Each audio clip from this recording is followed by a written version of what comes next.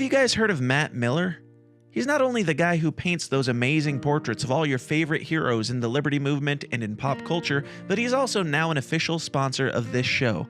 From Murray Rothbard to Ron Paul, Dr. Robert Malone to Darth Maul, Matt Miller's Liberty Portraits has something fun for everyone to spice up your home or office and showcase your heroes. Go check out his incredible work at libertyportraits.com. Grab a print to impress your friends, hire him for a custom portrait, or bring him out to a festival to capture your event in real life in a beautiful and unique way. To find out more, just head over to libertyportraits.com. Once again, that is libertyportraits.com. This episode is also brought to you by Sharron Lee for LP. For fuck's sake, do it, Sharron. We have Kool-Aid. If you don't know what this is, go to lp.org to find out more. Mostly you, Sharron. But if you're like Sharron and you are still wandering around in the political abyss just trying to find your place in the world and you don't know where your home is, and you also are a decent human being who enjoys freedom and not harming other people, go to lp.org. And whoever paid for this ad, thank you. I'm not sure anymore if I'm promoting Sharron or the LP, but at this point, it's fine. Either way is fine because the LP is not trash. But Sharron, for fuck's sake, just do it. Just go do it. All right. Here we go. Ladies, gentlemen, boys, and girls, welcome back to the least comfortable show on the web. It's The System is Down, where we talk about all the uncomfortable topics like conspiracies, politics, religion, news, culture, all sorts of... I'm looking... I just saw myself, and I'm looking more lesbian than usual. It is what it is, though. It's the year 2022. We can do what we want. We just can't say what we want. We can only be what we want. And we're going to talk about that and oh so much more. We've got a whole bunch on the docket. We're talking about Justin Bieber's face. We're talking about dragging your kids out to pride events and all the tussle and bustle that's going on in the world. But we're going to share a laugh. We're going to do it together. We're going to do it here momentarily. But let's roll this intro. While this intro plays, if you've seen it, listen to it. Get pumped up and jazzercised by it. But use this time, this short mini break, to go out and tell people what's about to happen here. Bring them in. Let's party together. Let's have a pre-pork fest hoedown up in here.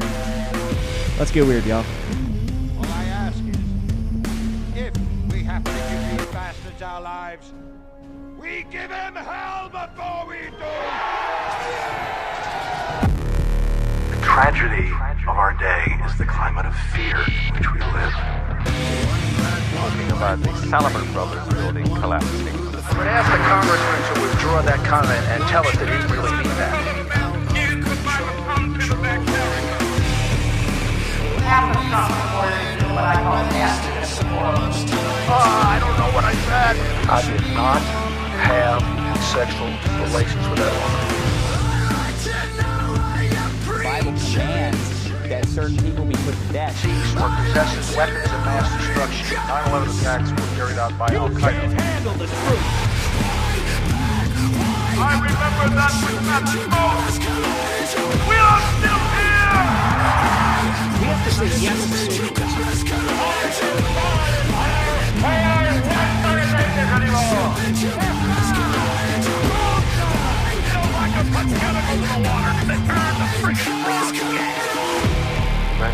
No. It's a big club, and you ain't in it. Oh, yeah. It is.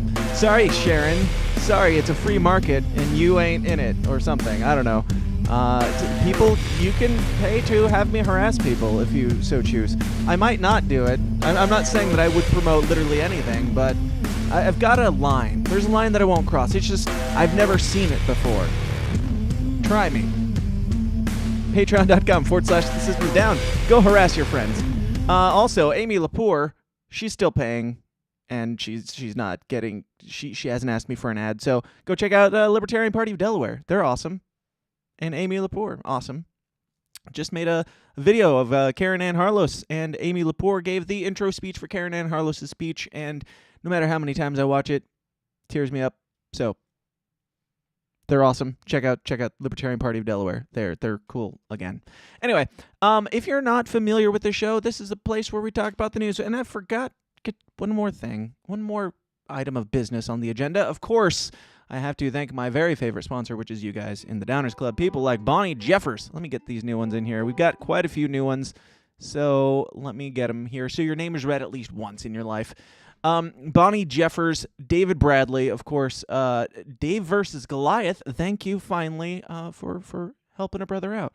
Liam Paradis, Paradis, Amy Lepore, James Jenman, Perry Nord, Johnny Douglas, Adam Choit, Andrew Chatteron, Donald Villa, Matthew Walrus, Anthony Portillo, Autumn, Matt, Alex, Chris, Alex, Sean, Mike, Keith, Cole, Heffalumps, Shannon, Sharon, Jack, Craig, Joe, people.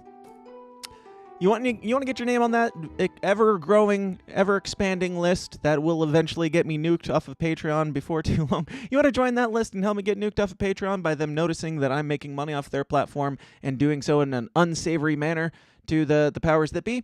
Go on over to patreon.com/thesystemIsDown and sign up for the Downers Club today, where you'll get more weird, more raw, more offensive, more weekly content, bonus episodes of the show every single week, including the after party that is going to happen today. We're going to be talking about Lizzo's fans spazzing out, and I think we're going to be talking about Will McVeigh's apology letter in the after party. So lots of fun stuff. I am rested at the moment. I have one like 3-day block of rest that I've been able to acquire, and even that's been kind of pretty busy. But I'm resting up for PorkFest, so I have a little bit more energy than usual. We'll see if it lasts. But if you want to hear the after party, if all of this nonsense isn't quite enough for you and you want to hear me talk about Will McVeigh and Lizzo, yes, those two things both in the same episode, go on over to patreon.com/thesystemIsDown and sign up for the Downers Club, because it's the only platform that amazingly still allows me to make money off of them. So there's that.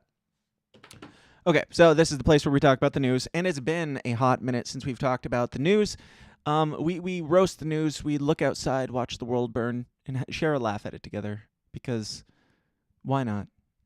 Why not? When the world ends, laughter. Laugh your way out. I mean, if you're going out, you might as well enjoy it. Yeah, so it's been 2 weeks, at least, maybe 3 weeks since I've done this. Thank you, Reno, and Reno Aftermath, and all that stuff. Very busy things, as I talked about last week. Not going to spend a bunch of time talking about how little time I have, because that doesn't make sense. Going to PorkFest next week. I'm actually going to be speaking at PorkFest Wednesday evening at 7:30 on the, I think, the 101 stage or something. I think that's the one upstairs. Going to be playing some video clips. Going to be talking about my videos and talking about propaganda. The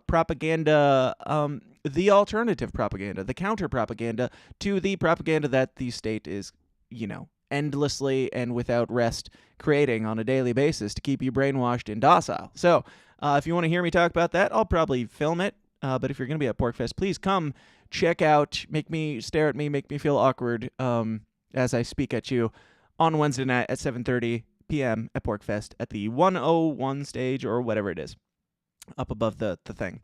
All right, so we got to talk about news. How is everybody doing in the chats? If you're not in the chats, get in the chats and let me know how you're doing, and we'll chat, and I'll try to pay attention to you better than I normally do. So, yeah, we always have to start out with the good news, as you guys know. Oh, and I'm flying solo today, so awkward pauses will be included. There. If you made it through that, you should be fine for the rest of this. Okay, so we always start out with the good news to get you all nice and peaceful and happy, so we can pull the rug out from under you with all the startling realities of the world that are to come, inevitably. The happy news of the week is, of course, that Joker 2 is being made. You remember Joker? That movie? That incel movie about Donald Trump supporters, I think, or something. It definitely wasn't about Antifa. Of course, my daughter texts as soon as I start, every single time. Cool. Yeah, so you remember that Joker movie that had Joaquin Phoenix in it, and it was like an art piece and stuff, and it was pretty cool, and we were all moderately surprised that DC pulled something out that wasn't trash. Yeah, they're making another one of those, so that's good news. Unfortunately, it's followed up by the immediate bad news that it's going to be also probably starring Lady Gaga, and it might be a musical. Honestly, I say that somewhat jokingly. I mean, I'm not a huge fan of Lady Gaga. I like some of her music, but she's like one of the biggest puppets of the system, in my opinion. She's a straight up mouthpiece, but I don't have that big of an issue with her. I can see drama in the future. I'm just predicting. And making it a musical, I think, it has amazing potential to be terrible, and it also has terrible potential to be amazing. I like musicals. I like The Joker. I like the Joker movie. I like Joaquin Phoenix. Lady Gaga's okay. Illuminati aside. This brings me some pause. That you're going to go completely off in like crazy land. I think that they probably have a great idea. Like, I'm pretty cautiously optimistic about this because I think if they're going to do something that's crazy, they probably have a good reason, right? Like, to argue with myself a little bit, I said that about the Star Wars sequels too, also. Like, with The Last Jedi, I was like, yeah, well, if they're going this crazy, they must have a plan, right? No? All right. So, yeah, this could be great or it could be terrible. I don't know yet. I'm cautiously optimistic. It could be amazing if it's, like, mostly within Joker's crazy brain and it's all a musical type shit. I could get down with that. What do you guys think? Are you interested in the Joker sequel musical starring Joaquin Phoenix and Lady Gaga? What's up, CD? CD's in the chat. Magoo's in the chat. Now I'm hoping they cast Alec Baldwin. Yeah, is he ever going to do time? No, didn't think so. Yeah, was he in The Last Joker, Alec Baldwin? Robert De Niro was, right? Yes, but he got shot in the face. Cool. So moving on, there's some more good news, and some of these we're going to move pretty quickly today. Hypothetically, theoretically, metaphorically, metaphysically, whatever, spiritually, internally, we're going to go quickly. So the other good news that I have, of course, is that Johnny Depp won or something. I don't know. Like I said before, I didn't really care that much about this trial. I did think that he deserved to win this trial based on the evidence that I saw, which was, her shitting in beds and her saying that, I didn't punch you. I just hit you, Johnny. I just hit you. Stop being a baby. Nobody's going to believe you. That kind of, gaslighting, manipulative bullshit. And her cutting off parts of his fingers and stuff. That type of thing. I think that he deserved to win, but I also think that they're probably both terrible people. That's just kind of been my opinion this whole time. They're probably both just like Illuminati puppet shill nonsense, whatever. Even if you take the conspiracy slant out of it, Johnny Depp spent like $6,000 a day on wine, so I can't imagine that they were that likable of people in real life, either of them, but he did deserve to win. And after he won, everybody started really coming out of the woodwork to support Amber Heard, which I find hilarious. I heard that, you'd have to fact check me on this, but I heard that in the upcoming Aquaman movie, her time in the script not only was not removed, but it was increased, and she has more screen time now that she has been proven to be an abusive domestic piece of shit. So that's fun. I'm not sure how you could come to, like, I could see how you could be like, yeah, Johnny Depp's no saint, but also I can't see how you come to the conclusion that, therefore, Amber Heard is. I don't know. I also don't care. We're going to move on. So that happened, and actually, I had one more thing on that. When I was looking to find out, because I didn't remember like what the details were of the conclusion of the trial, the whatever it's called, the thing where the judge says the verdict. That's it, the verdict. I didn't remember what all that was, and I went looking for it, so I could just give you, like, the brief synopsis. I still haven't found it, and I stopped caring, but I did find it interesting that when I looked up on DuckDuckGo, Johnny Depp, I don't know if you can see that, it says Johnny Depp Amber Heard trial update. That's all I typed in just to see, like, what the latest thing was. It's not, like, stuff about Johnny Depp winning and Amber Heard crying or going to jail for domestic abuse or anything like that. No, the top headlines I just thought were worth keeping up and discussing here. Amber Heard says she stands by every word of her Johnny Depp testimony. Remember, this is right after She has been found guilty of domestic abuse. I'm pretty sure. I don't know exactly what the charges were. Again, don't care. But she's been found guilty. He's been found not guilty. He still doesn't have acting parts, and her parts just increased. And now we got these headlines. Amber Heard denies wrongdoing after Johnny Depp trial. Amber Heard nods to Edward Scissorhands on Depp's trial performance. So when I type in Johnny Depp Amber Heard trial, the only thing that comes up is Amber Heard crying that she's been wronged here. Johnny Depp versus Amber Heard trial updates live breaking news today. That's nothing. Amber Heard talks Johnny Depp verdict on today. I will stand by my, you know where that's going. Johnny Depp Amber Heard trial verdict. Okay, I probably could have found my answer there. No, wait, that's the one I had open, and it was nothing. Or I didn't look hard enough. But Amber Heard says Johnny Depp's witnesses were paid employees. That's fine to say. That's not a crazy conspiracy theory or anything, I'm sure.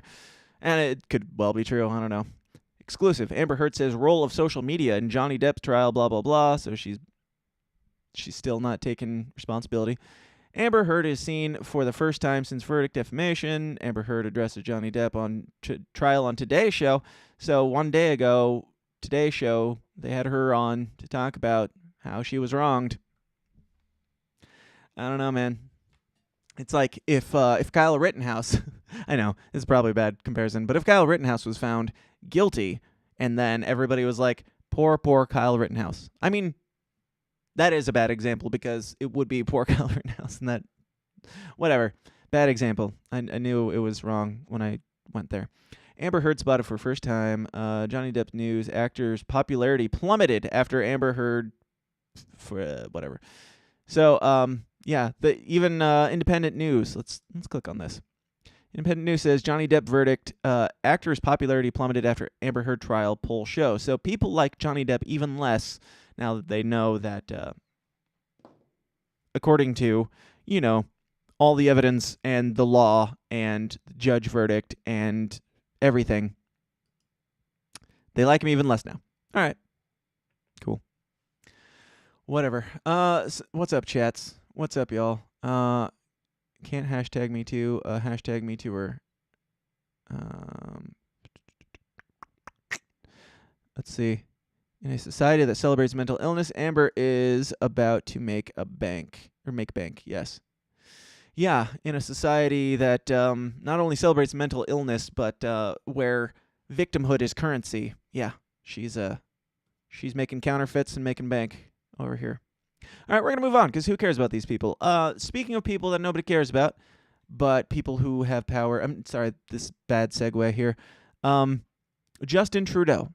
Speaking of elitist assholes that get away with whatever the hell they please, Justin Trudeau had this to say about gun control this week. Because I don't know if you've noticed, but there's been an onslaught of, maybe that's a bad word, an onslaught of shootings, mass shootings. School shootings, mass shootings, these things. Shootings of people. Not good. I'm not a fan, as you know. I don't support that. I never support mass shootings. I don't support mass shootings in real life or on TV or fake ones that people make up or anything. I'm not saying anything about anyone in particular. I just don't like any of them, except for on TV. Those are pretty cool. So mass shootings have been happening, and because of that, I assume that's why we have now this man, Mini Castro here. Here's what he has to say about guns, because they just, I think we talked about this a couple weeks ago, maybe not. Mini Castro here just said that they're not allowing guns into the country anymore. You can have the guns that you have, but we're not bringing any more in, which is basically a banning on guns just over a period of time. But, yeah, so if that wasn't enough, here's this. There are debates, and we have a culture where the difference is guns can be used for hunting or for sport shooting in Canada, and there's lots of gun owners, and they're mostly law-respecting and law-abiding. But you can't use a gun for self-protection in Canada. That's not a right that you have in the Constitution or anywhere else. If you try and buy a gun and say it's for self-protection, no, you don't get that. You get it for hunting. You can get it for sport shooting. You can take it to the range. No problem, as long as you go through our rigorous background checks. But there's a... So you can get guns, but you cannot get them to protect yourself with. You can get them to, hunt and for sport and stuff. How about if hunting is protection? Where's the line between hunting and protection? You can get it to eat other things, but you can't get it to stop other things from devouring or killing or shooting or whatever yourself. You can't use it for protection. Not my words, his words. I find this information to be just patently false. Just false. Because you don't get to choose. You do have the right to protect yourself, not only with guns, but I would say with literally anything. You have the right to protect yourself with literally anything. As long as it's not somebody else's thing or person, being, you have the right to protect yourself. You have the right to not die. You don't have to let somebody kill you. I know in Canada they think that's the case, but you don't actually have to let somebody kill you. Even if it sends you to prison or whatever, you have the right to defend. Man, what a horrifying time we live in, where our neighbors, our very peaceful French neighbors to the north, yeah, go in there. Just take away the guns, and you don't have the right to protect yourself with guns. Canadians, how you feeling? You doing okay up there? And Americans, what's the plan? Because everything these... Every Pride celebration from Canada comes down this way, it seems like. Dude, this is bad, and something to keep an eye on, obviously. What else can you say? Sorry, Canada. That's, yep. Can't protect yourself. But yeah, I would say, be it a gun or a motorized vehicle or a well-done steak or a stake to a tent post or a knife or a bomb, any way that you have at your disposal to keep somebody from killing you, you have the right to use it. You don't have the right to use it outside of that necessarily. Like, I don't think you have the right to, set off a bomb to wipe out a city block because you felt threatened, and that city block also wipes out a bunch of other people. You have the right to immediately defend yourself, your property, and your family. However you have to. And I hope that I don't have to expand on that anytime soon, but I feel like I might. Do you get that feeling deep down? Do you feel like we might have to expand on that and make it a little more real soon? I don't know, but moving on. We're going to talk about other things. So speaking of shootings, that's the other thing we're going to talk about. These shootings are happening. Also, the one shooting, I know a bunch of people talked about it, so we're not going to spend a bunch of time on it, but the one shooting, school shooting, cops were outside, didn't go in for 40 minutes. Mothers were trying to go in to get their children out of school, but the school that they were imprisoned in, the cops stopped them.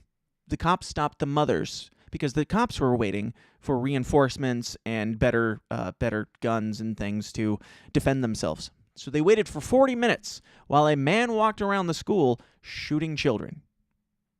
And you don't have a right to guns. Only the cops do. Only the cops that will shoot Ashley Babbitt on January 6th and then claim that a bunch of cops got bashed over the head with fire hydrants. Fire hydrants? Fire extinguishers or whatever. Only the cops can have guns. Also, BLM, where are you at on this? Only cops can have guns? Is that what we're going with? We're going with ban all cops or ban guns from people except for cops? Because I feel like there's some strange ground that we're walking there with this one. Give the teachers guns. Parents, conceal carry in case you need to run into a public school to save your children because cops are too much of words, too spineless and worthless at their jobs and should probably be arrested. Not just fired. They should probably be arrested. If you were hired to defend and protect and serve and all that nonsense that we pretend like cops do on a regular basis, and then you stood outside for 40 minutes while kids were shot and slaughtered and you told their parents not to go in, you stopped them. That's endangerment.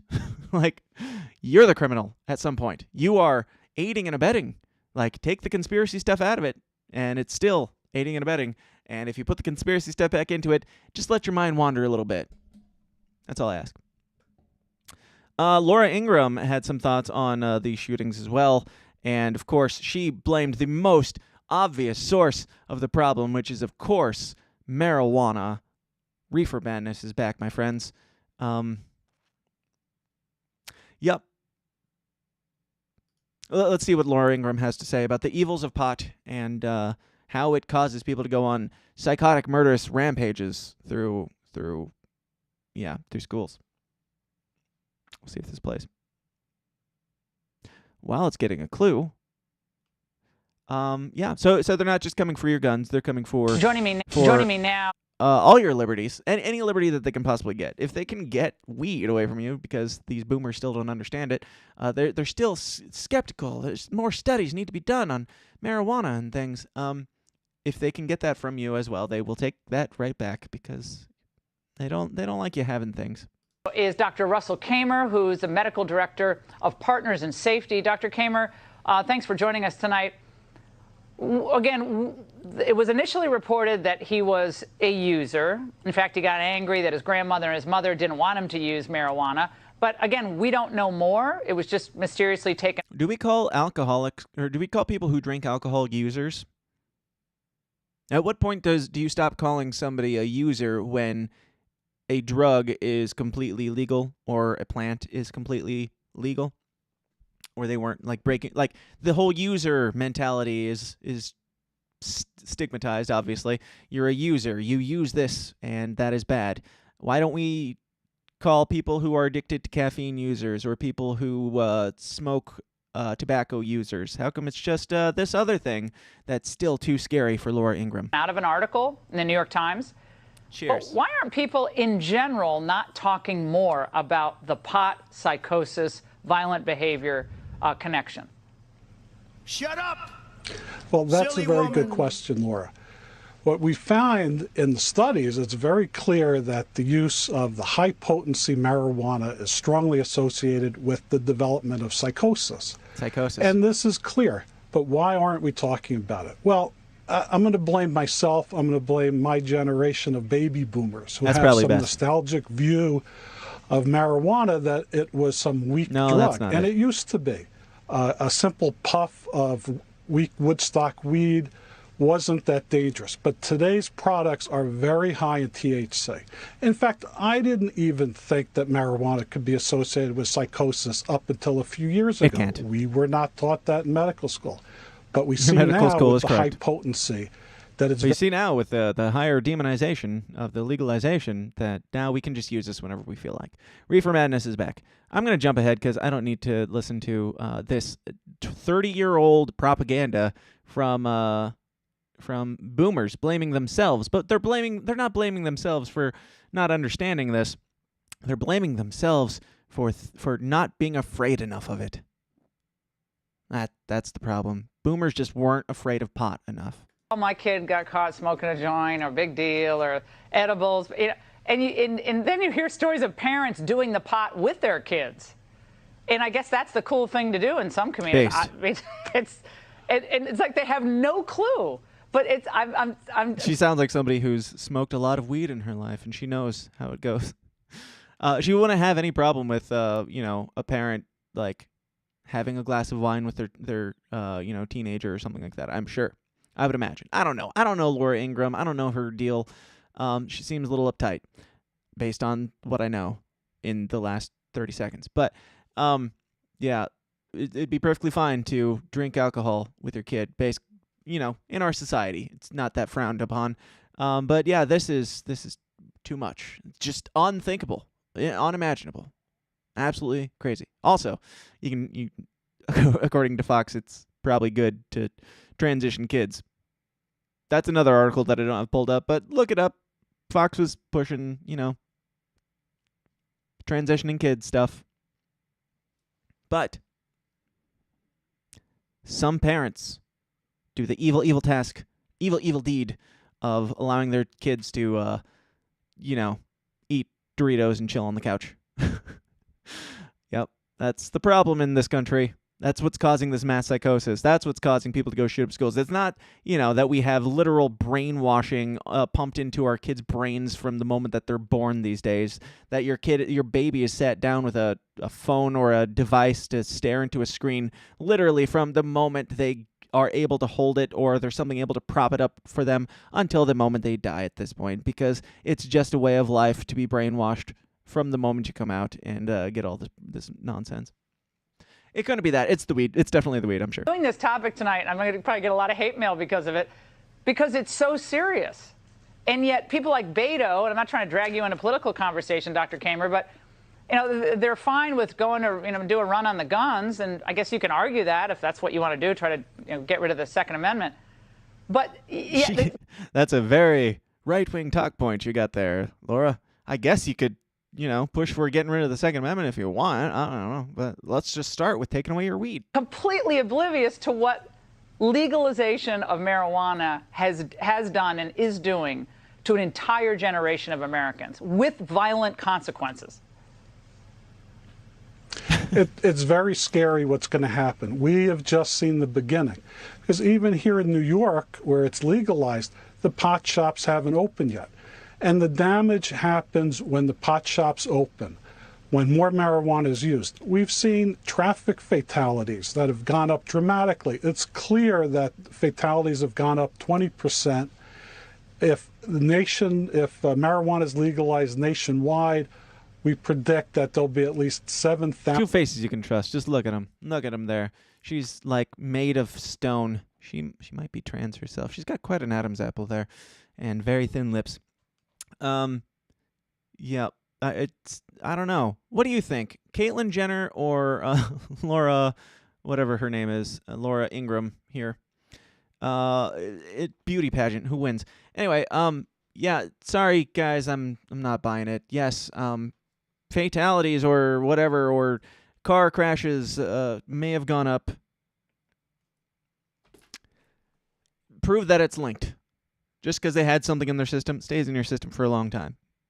Doesn't mean that you're in some sort of psychosis. For people who aren't familiar, it doesn't make you psychotic ever, and it definitely doesn't, I don't know, cause you to go shoot up schools. Have any of you? I'm sure there's one or two people who smoke the ganja in my listeners and in the chats. Let me know. Have you ever smoked weed and felt the urge to inflict harm on anybody in any way, much less to the extent of what they're claiming is possible here? This crazy psychosis that you have so much going on that that you're so chill that you're like, fuck it, gonna shoot up a school. Yes, and by that I said not YouTube. You know what I mean. All right, what do we got in the chats? Anything? Anybody here? Omega Supreme with Cheese says Kennedy is on business. But yeah, you're right there. Oh yeah, they're talking about Tucker and all that stuff. By the way, if you're new here, I can't accept super chats because YouTube hates me. So you can put fake super chat in all caps and then put your comment if it's a comment that you think is worth me reading, and I might read it. Otherwise, I will probably not read through your entire conversations to each other. So there's that. Are we done with that? Are we done with shootings? Can we move on? Yes, we can. And this is potentially good news. This news kind of confuses me, and it I don't know how to feel. This should tell you a lot about my own psychosis and my own ability to reason and ration in the world. That I look at something like from NewYorkPost.com, so you know it's legit. Every cancer patient enters remission during drug trial, study reveals. So, cancer is potentially cured. This was only colon cancer or rectal cancer. I think it's only butt cancer. So we can't be certain if it's foolproof or anything here.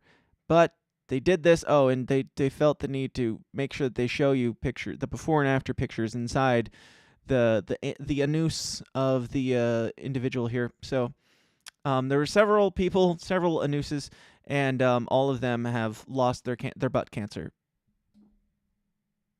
Now, this makes me skeptical because I've suspected and have had reasons to believe that they have possible, cures for cancer naturally for a good while now, and they've been keeping it from us. So somebody sent this to me, and I responded back with, "Oh, shit! Like, if they are allowing us to know that there's a cure for cancer at any point, it makes me skeptical of what's their next thing then." Like, why are they letting this, this cash cow go to waste? Why would they ever stop milking this? If they do, I'm a little concerned about what that could mean, because I don't feel like things that get through the system have people's best interest in mind all that often anymore. And if they seem like they're doing something for you, it gives me pause. I'm sure you can understand, after us all going through COVID, what I mean by that. But yeah, I don't know. What do you think? Cancer. Are we cured? Are we done here? Are we going to live forever now? Can we move on to implanting microchips into our brains and things like that? Fake super chat. Poking Smotz has an entirely new meaning for me. I'm sorry. Poking Smotz or poking Smotz has an entirely new meaning for me. Neat. All right, so moving on, what else do we have here? Somebody brought this up. I have not gone through all these. I just think it's worth a share if you guys want to look into these and see if there's anything to this. But we've talked about the show off and on about the distractions, and that I happen to think that a lot of things are distractions away from things that, really matter. Things that matter in your personal life and things that are actually happening in the world that they want you to be distracted from.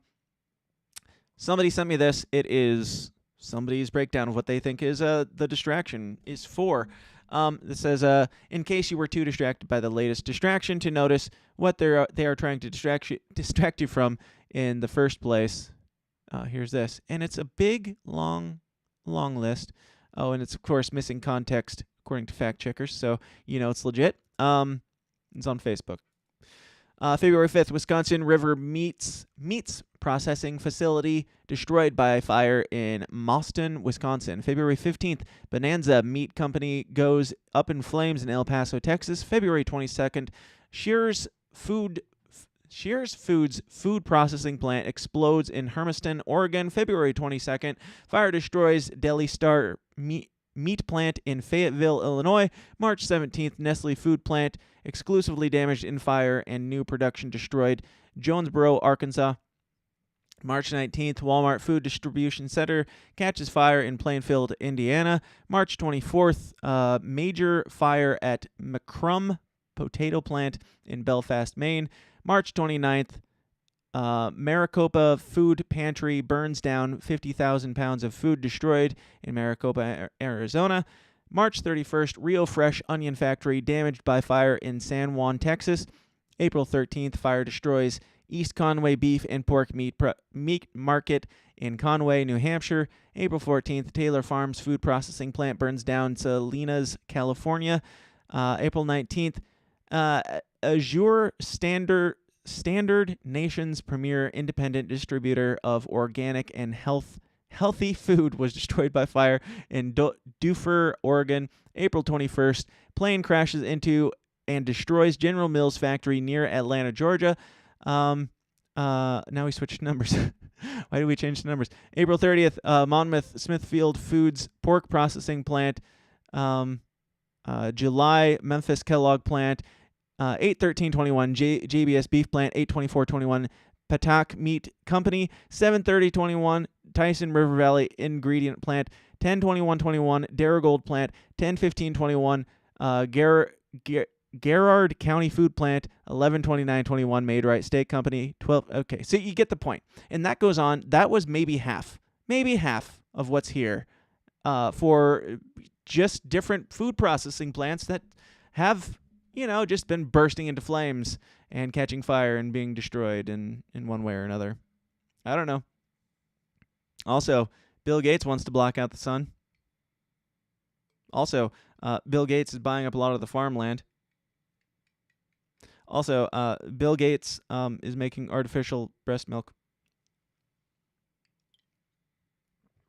I'm sure it has nothing to do with this stuff. Nothing at all. Totally unrelated. Anyway, so let's see. Fake super chat addendum. Poking Smotz equals stoner slang for smoking pots. I like it. I would pay to listen to Smotz try to read. Shut up, Sharron. Shut up. Why are you here? Why are you not on lp.org joining the Libertarian Party today, Sharron? All right, so moving on. If you let me know in any of those things, if you dig into it, you see the list there. If you're listening to the audio version, go find the list or watch the video and take a screenshot, whatever. If you want me to send you the list, hit me up, dan@tsidpod.com. I'll send you the list if you want to look into these things and see if there's anything more shady, but I am not. I'm not doing that right now. So, speaking of shady, speaking of things that they might want to distract you from, this came across my desk. I think it was Craig who sent me this, so he probably has talked about this on his show already. But my God, it was too beautiful to not read through and include here in the main episode. I was gonna save it for the after party, but this is from about, I don't know, like a week ago. When was this? June 6th. So yeah, about a week ago. This is the headline, exclusive. Family of Bill Clinton advisor who admitted Jeffrey Epstein into White House 7 times has blocked release of files detailing the death scene after he was found hanging from a tree with a shotgun blast at a ranch 30 miles from his home. Now, that is not just a mouthful. That is like just an orgasm of Hillary Clinton conspiracy nonsense right there that obviously cannot be trusted. So this guy who was he was the advisor to Bill Clinton, and what it seems to be is that he was the go-between between Bill Clinton and Jeffrey Epstein. He let Jeffrey Epstein into the White House 7 times. He recently died tragically because he killed himself unexpectedly. He drove 30 miles away from his house, sat in a tree, tied a cord around his neck, and shot himself in the chest. So just in case, the shotgun blast to the chest that he managed to, shotgun to the chest, man, he must have had some hella long arms, or he was literally just like doing it with his toe on the trigger, like in the cartoons. Definitely suicide. Shot himself in the chest, and just in case that didn't work, he was ready to be hung. I mean, it's kind of brilliant. If you were, wanted to do it quickly, but you're like, just in case this doesn't work, I don't want to give myself another option here. I definitely don't want to live being the liaison between these people, and I definitely don't want to live being Jeffrey Epstein's liaison and also have a massive hole in my heart. But so he's dead. That's my Bill Gates. Well, he's dead, so there's nothing else to report there. No, he's dead, and very odd, right? He drove 30 miles away, and odder still than all of that. Odder than him driving 30 miles away to climb up in a tree, and this was like in some like park property thing, some like, I don't know, gated community or something, that the people weren't even familiar with this guy. They had no idea why he was there or what he had, like, there were no ties between him and this location that he chose to drive 30 miles to kill himself in. And if he was in, like, the city, that could be like 45 minutes to an hour. He drove 45 minutes to an hour probably to this place that he had no ties to, hung himself up in a tree, and then shot himself in the chest with a shotgun. And now, after all that, his family wants to make sure nobody looks into it. No pictures, no evidence. They're locking it down because they think it would be too traumatic for them if there were depictions even of their beloved family member harming himself in this way. Oh, also, get this. Their concern is that it would raise crazy conspiracy theories if they let the information about his death get out there. Do you know what's more likely to raise crazy conspiracy theories about his death? Not doing that thing. That thing you're doing.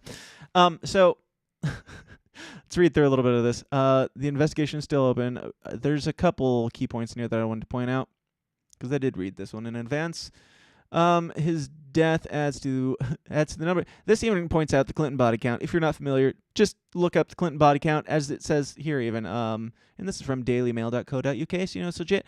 The Clinton body count has its own Wikipedia page. That's how much of a crazy conspiracy theory it is, and how completely discredited the whole theory is. But they argued that the footage and the files sealed would halt a proliferation.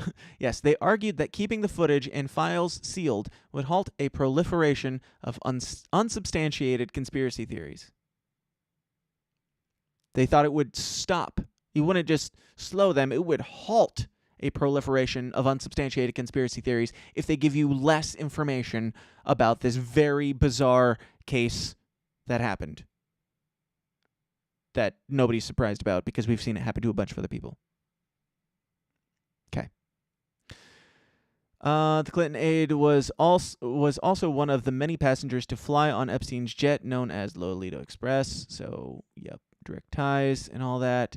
It was at Heifer. The married father of two who lived in Little Rock, Arkansas, shot himself at the Heifer Ranch in Perryville, 30 miles away from his home. Yeah. So yeah, fun things. Ties to the Clintons and just hanging around, shooting himself in the chest. In stranger's property that he has no ties to. Well, he has ties to it now. Let's say that. Full-grown man says, fake super chat. What is that headline? It isn't the advisor. It's a family member. Yes, it is a family. The family is trying to keep it under lock and key because they are concerned. They are concerned that the mysterious and untimely and bizarre death of their Epstein Clinton tied family member. Yep. You get it. It's all fake. Everything's fake. Just like Justin Bieber. But we're not to that yet. Before we do that, speaking of cables and speaking of dangerous things, speaking of I mean, have you ever heard of like cyber attacks and things that only Astero cybersecurity services can help you with? Today's episode is sponsored by Astero's cybersecurity services. These days, organizations of all sizes are targets for cyber criminals, disgruntled employees, or even nation-state attackers. Astero's performs cybersecurity services providing expert guidance to help organizations defend against threats and protect their data. Astero specializes in penetration testing, where they perform ethical hacking on networks, web apps, or organizations as a whole to simulate what an attacker would do and plug the discovered holes before anyone malicious finds and exploits them. Asteros also specializes in vulnerability management, security awareness training, phishing simulations, cloud security audits, compliance readiness assessments, and much more. As technology expands, it becomes easier and easier to run a business, but if your security is not growing along with your company, then you're going to run into problems. If you don't personally have a company of your own, definitely pass this information along to someone who does, because for a limited time, Asteros is offering companies an attack surface audit completely free. Let Asteros discover potential entry points to your network and how susceptible your company or organization is to cyber attacks. To learn more and to take advantage of this essential offer, just go to asteros.com/free. That's Asteros, ASTEROS.com/free. All right. So, there's that. Go check out Asteros. And also, you remember back in the early years of 14 Days to Slow the Spread, when there was this, like, I'm going to mispronounce it, it was like Guillain-Barré syndrome or something like that. I talked about it even, like, at the very beginning. Like, COVID came out in October, allegedly. By Christmas, I was making memes. I have a meme somewhere that's like deck the halls with Bell's palsy or something like that. Just said deck the halls with, and then it had the people with the like droopy faces and the stuff that we saw that they didn't want us to see and that they hoped that we forgot about back then. I don't know what caused it. Seemed awfully weird that was going around, though. It's almost like they were trying to make it something to do with COVID, or maybe COVID I'm not saying that. That sounds crazy. But there seems to be a lot of celebrity medical complications lately. And I'm not making any statements here. I'm just saying a lot of people seem to be getting really strange, inconsistent diseases and things and deaths out of nowhere, and people are dying. And Justin Bieber's wife, which I didn't even know he had a wife up until this, but Justin Bieber's wife, who I care very much about, Justin Bieber reveals that Ramsay Hunt, is it Ramsay? Is that how you pronounce that? That's a woman's name? Okay. Oh, no, I guess that's the syndrome. Ramsay Hunt syndrome. Jeez. Diagnosis, there's full paralysis on my side of the face. That's the headline there, but then this whole thing is about his wife, I believe, Hailey Bieber. Is she like a celebrity before who changed her last name to Bieber? Would I know her outside of Mr. Biebs? I don't know. But she had this mini stroke a couple weeks ago or something, and Justin Bieber just now has something of the same, something similar. And I don't know, like, I'm not making any claims once again here, but awfully young, fit, healthy people who go along with the things of Hollywood society and stuff like that, they seem to be getting sick. I don't know. They seem to be having things, weird complications that we're not supposed to be troubled by, like this. Oh, is there no audio? Come on, Beeps. Here we go. Hey, everyone. Justin here. I wanted to update you guys on what's been going on. Obviously, as you can probably see from my face, I have this syndrome called Ramsay Hunt syndrome, and it is from this. His wife is a celebrity fashion model. His wife is a Baldwin. Of course she is. Attacks the nerve the in my ear. The elites always inbreed. My facial. Keep that bloodline close. And all the crazy caused ones. My face to have paralysis. As you can see, this eye is not blinking. I can't smile on this side of my face. This nostril will not move. So there's full paralysis in this side of my face. I hate looking at it. So for those who even are more than frustrated usual by my cancellations of the next shows, I'm just physically, obviously not capable of doing them.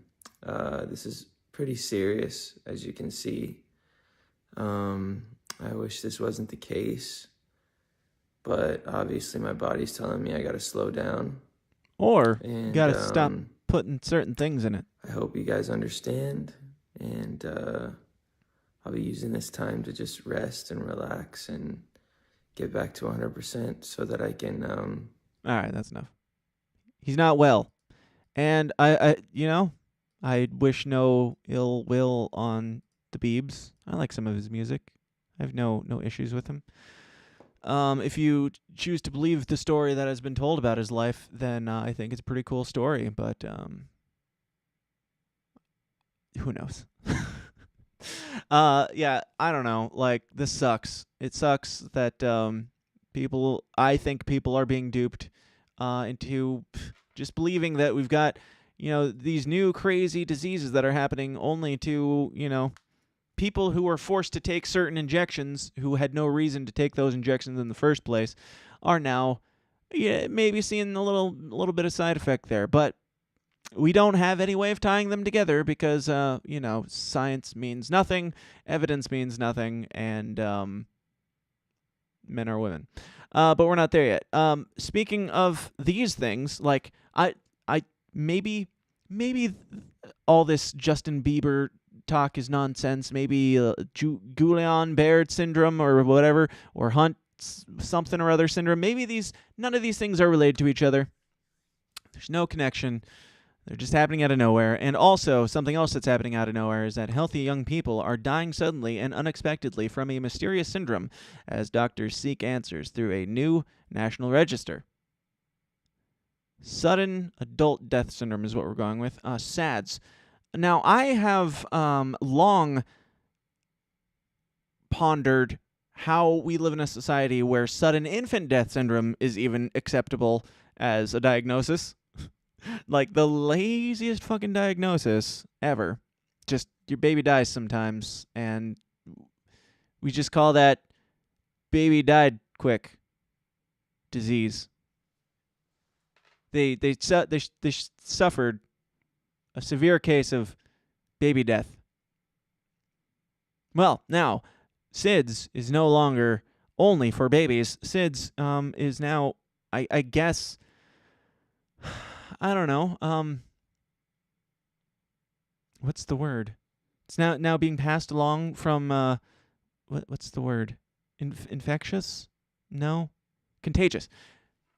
SIDS is now contagious and can be passed from babies to adults because adults are just dying just 'cause. And that's all. That's it. No questions need to be asked here.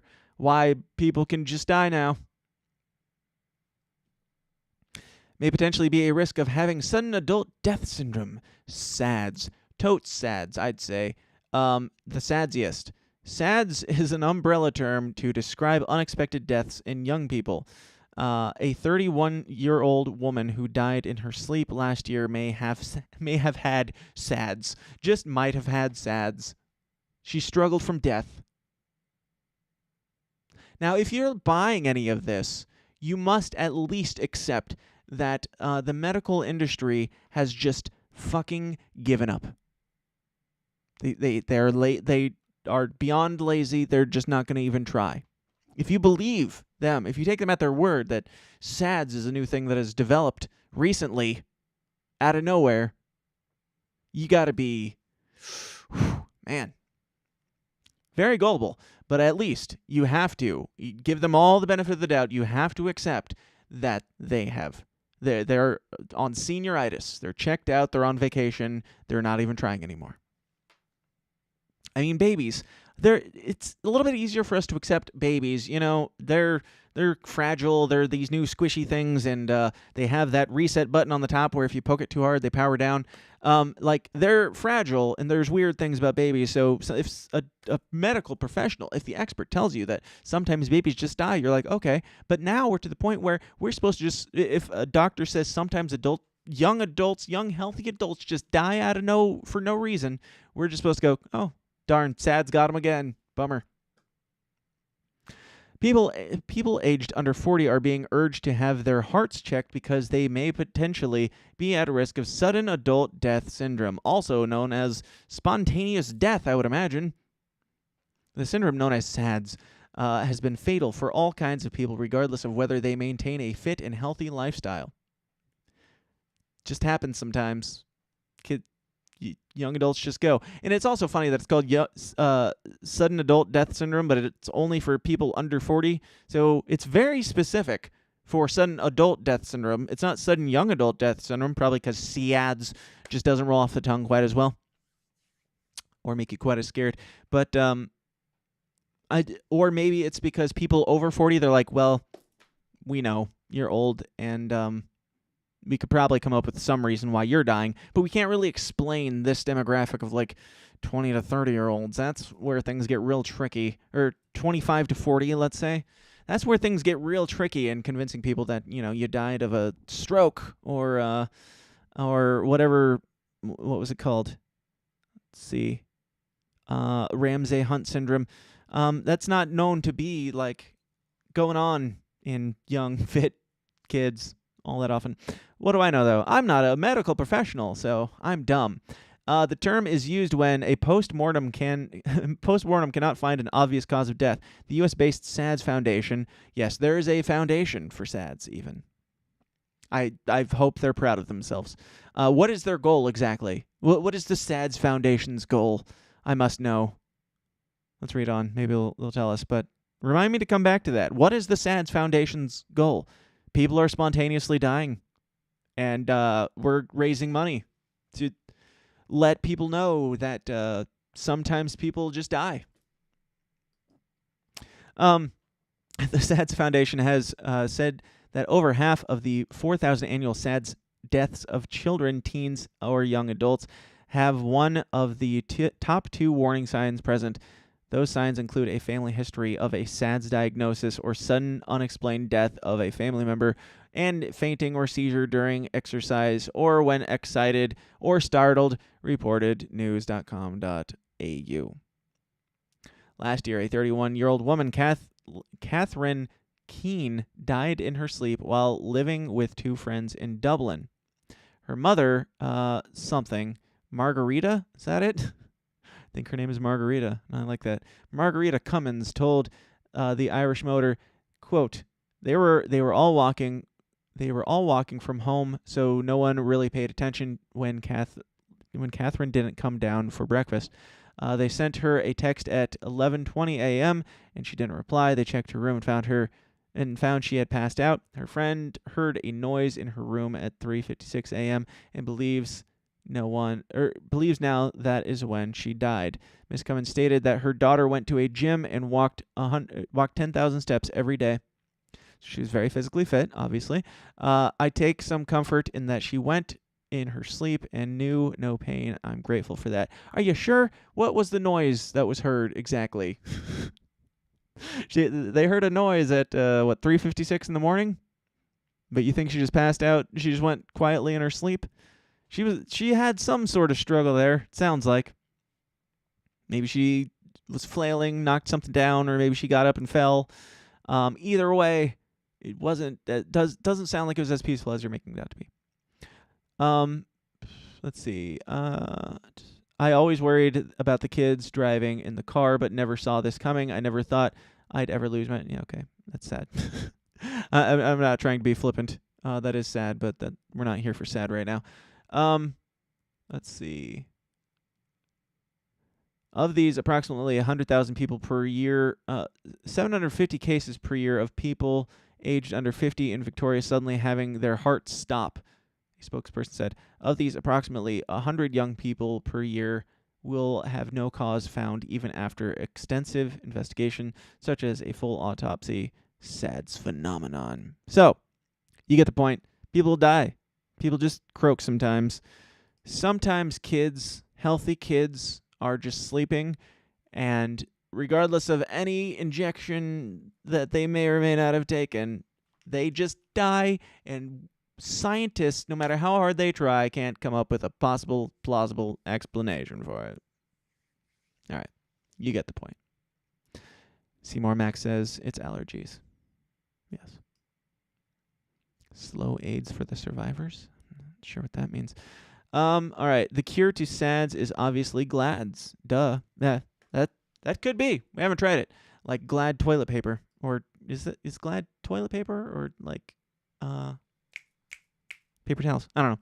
But whatever. We're moving on to the HR lady that you guys have probably all heard about. Speaking of SADS, speaking of sudden adult deaths, good God, we gotta just watch and enjoy this together.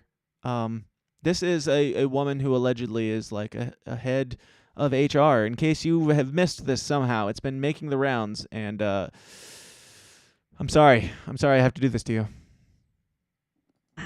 And you're all loud and proud with your and rights and freedom that would tell you that. But since you seem to forget that, and you're all loud and proud with your big thoughts and your big ideas, and you want to whatever fucking set up hot tubs in Ottawa. I'm a recruiter. It's a small industry. Smaller than you'd think. Same with HR.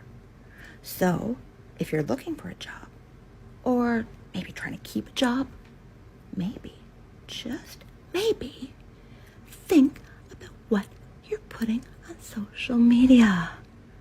Now, just right off the bat here, this lady's head is not attached to her shoulders. The amount of I know it's camera trickery and all, but the way her head chickens forward in that manner so frequently with her eyes popping out of her head, it's like It's unsettling. It's unnerving, and even taking out any of her words, if a mute person, a deaf person, could watch this video, or you could watch it on mute and still find it unsettling and troubling just based off of her mannerisms. And this is the amount of calm, of chill that I personally expect from a head of HR whose only job is to make sure that people are treated well in the workplace. Let's continue. Again, freedom fighters. I know you're not really big with stats and, facts aren't your thing, But what I can tell you, what is a fact, is that recruiters talk. And recruiters, like the majority of Canada, don't agree with you. Do you know what that means? Do you have any guesses? Any guesses what that means? What that means is that if you need a job, you might not get one. If you want to keep a job, you might not get to do that. And you know what else HR is good at? Shut up! Documentation. Silly woman. You know what that means? You want to be an asshole. We document it. Is she obsessed with I don't know, anime or Disney, Pixar or something? She clearly wanted to be a theater actor of some sort. That or her brain is broken by TikTok and Instagram reels of, people just acting like cartoon characters, because she's acting like an evil cartoon character villain. She would make maybe instead of HR, she should try out for the local casting of Ursula the Sea Witch on the new Little Mermaid. Obviously not professional acting or anything, because she's a monster in real life. But just a horrifying excuse of a woman, and just so detached from reality, almost as detached as her head is from her shoulders and cardigan. Then what do? We terminate you with cause, if we're so lucky. If not, we give you the minimum allowed by law. Either way, best of luck to you. To the audio listener, I can't stress this enough. As ridiculous as the things that she's saying are, I can't even hear them when I see her speaking. That is the most offensive part of this, is her face. The existence of that countenance on the internet. That is the real travesty. She can hate you for your freedom, or whatever the hell she's saying. I don't even know. That's not the most offensive part. That face is inexcusable. Recruiters are watching. HR is watching. Everywhere. And we hate you. We hate you so much. And you think we can't do anything. But we can. We have the power. Always. Remember that. Doesn't matter if there's a fucking man at the top of your HR department. It's run by women. And it's run by angry women just like me. I wonder how long she kept her job after this. So glad I got that off my chest. It's been eating me up inside. And honestly, my heart goes out to you guys. I mean, you have families to feed, right? You brought your kids to this big event. If somebody drew... I'm not talking about the words, because she's a retard. And a monster, clearly. If somebody drew a picture of this woman, painted it, just the most perfect portrait of exactly what we're seeing here, I would say, could you try doing some realism, because that's not real. I'm not. If you told me if you painted this exactly and said it's realism, I'd be like, it's not though. Nobody looks like that in real life.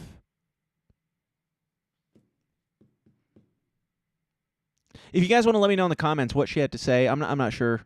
I don't care. You're freedom fighters. You're standing up. Oh, they will be so proud. So proud of you. Fuck yourself. Fuck yourself. Mwah. Love you. Just beautiful. Beautiful poetry there. Sorry, another video started playing, and now it's really loud in my ears. And you can't hear it, so I just sound like a crazy person. And Facebook sucks so much that if you click to try and pause a thing, it'll just go on to the next thing. All right, it's gone. Jeez. All right. Hey, how'd you guys feeling good about HR? I mean, that makes Toby Flenderson look awfully tame. Michael Scott would have a very, apt argument. He didn't know how good he had it. Let's just say that. Let's see. Twitter just alerted me that independent FDA experts are recommending the jab to children under 5. Hold on. We've got a sound for that. Yay! We did it, you guys. Technology has advanced to the point that we can now, give babies injections to save them from COVID. Now that COVID's gone, and it never really was a threat to babies, now we can give babies shots. All right, so moving on. Let's see. Oh, did you guys hear about this next article? I'm going to give this next article. First off, let me demonstrate the amount of attention that the media has given this article, and I'll just give you my brief, my enactment of your CNNs, your MSNBCs, and all the people that should have been covering this. So, a California man's journey to kill Justice Kavanaugh ended with a desperate plea, feds say. All right, moving on. Next, the weather and squirrels, cats, and things. Knitting competitions. No. Supreme Court Justice Brett Kavanaugh, a guy just pulled up to his house and he traveled across the country and was planning on killing a Supreme Court justice, assassinating him in his home, and he got chicken shit at the last minute and backed out and called the cops on himself. I mean, at least that's how the story reads from their telling at the Los Angeles Times. It just seems odd that nobody really feels the need to talk about this, because we're spending a whole lot of time talking about, January 6th, 2021 still. And now there's people protesting outside of Brett Kavanaugh's home, which it's debatable whether or not you have you think there's a problem with that. But there was a guy who was planning on killing him, and now people are being allowed to, swarm around his home and protest and stuff. I don't know, but certainly at the very least double standards here in what we're supposed to be caring about. But I'm honestly, frankly, more I understand why they didn't spend a lot of time on Brett Kavanaugh, because during January 6th, which, as we know, is still happening now, Alexandria Ocasio-Cortez's life was threatened when she had to go to a closet and a janitor or security guard came in and said, "Where is she?" trying to help her, and nobody was ever in that part of the building, but trauma and stuff that she... How can we honestly give a crap about this beer-drinking, just womanizing, drinking beer guy, Brett Kavanaugh, having his life actually threatened, when there are people like AOC's abuela who are suffering to this day from January 6th. Anyway, so we'll go through a little bit of this. The way that this is from the Los Angeles Times, LATimes.com, so it's legit. They write this as though it's a fucking novel. It's kind of melodramatic. The taxi cab pulled up to a stop in front of a white colonial residence in the suburbs of Washington, D.C. It was just after 1 a.m. Wednesday, and out from the car stepped a man clad in a gray T-shirt and black pants, toting a backpack and a suitcase he had zip-tied shut. Tucked inside the luggage was a black tactical vest, pepper spray, duct tape, a knife, a hammer, a screwdriver, a crowbar, more zip ties, and a Glock 17 pistol with ammunition. Nicholas Roski, 26, had just arrived in the nation's capital from his home state of California, with a specific target in mind, as he later told federal agents and a 911 call dispatcher. Do you know someone there? The dispatcher asked, according to a recording of the call released by authorities. Brett Kavanaugh, Roski replied. You said red, like the color? This is the 911 people. And then he responds, Brett, the Supreme Court Justice. Very, very clear on his intentions here. Yeah, they interviewed him after, and they talk a lot about his upbringing. He ran cross-country at Simi Valley High School, donning the Pioneers maroon and gold as he raced against peers in Calabasas, in Chatsworth. Who cares about any of this? We're telling this guy's story as though he's not a guy who was planning to kill a Supreme Court justice. Yeah, after graduating high school in 2014, a district official confirmed he took classes at Sun Community College. He spent his final 2 years of undergraduate studies at Cal State Northridge. According to spokes, blah, blah, blah. He was a philosophy major, and I studied political science, and we would shoot ideas back and forth. Former high school and college classmate Kenny something told New York Post. He was a smart guy. Who cares? Like, they spend almost zero time on the actual thing that happened. They spend all this time talking about how he was a nice, friendly Christian guy, and everybody's confused as to what happened here. Somebody was trying to assassinate a Supreme Court justice. That's really the headline.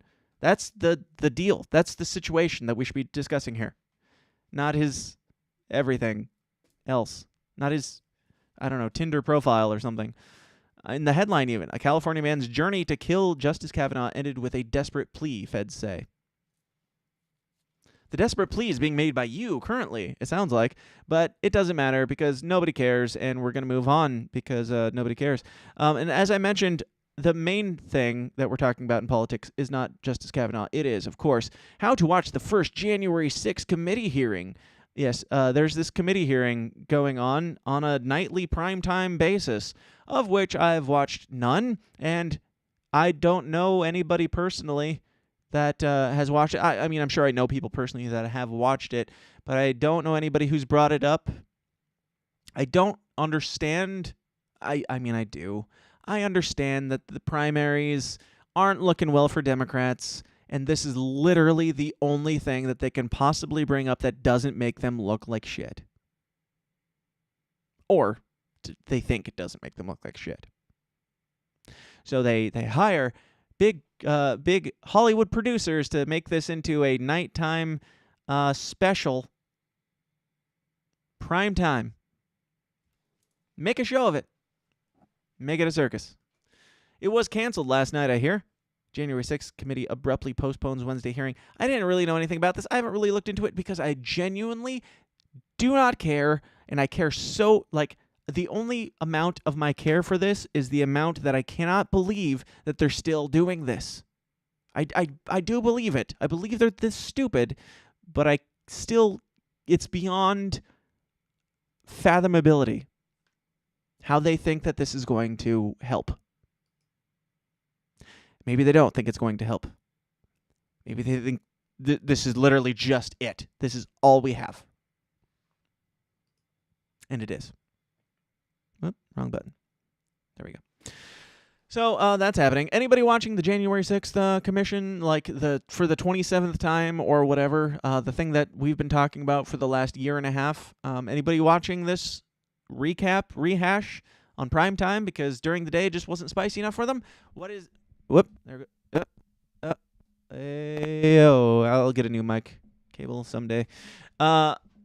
Anybody watching this? I mean, what is the next step for this? It's now reality TV, prime time is next, like Hunger Games pay-per-view, where you just bring out all the imprisoned and people under house arrest for January 6th, all the grandmas, and you throw them into a Hunger Games arena and say, this is MAGA country or something, and then make them fight to the death, and then watch QAnon shaman reign supreme or something. I don't know.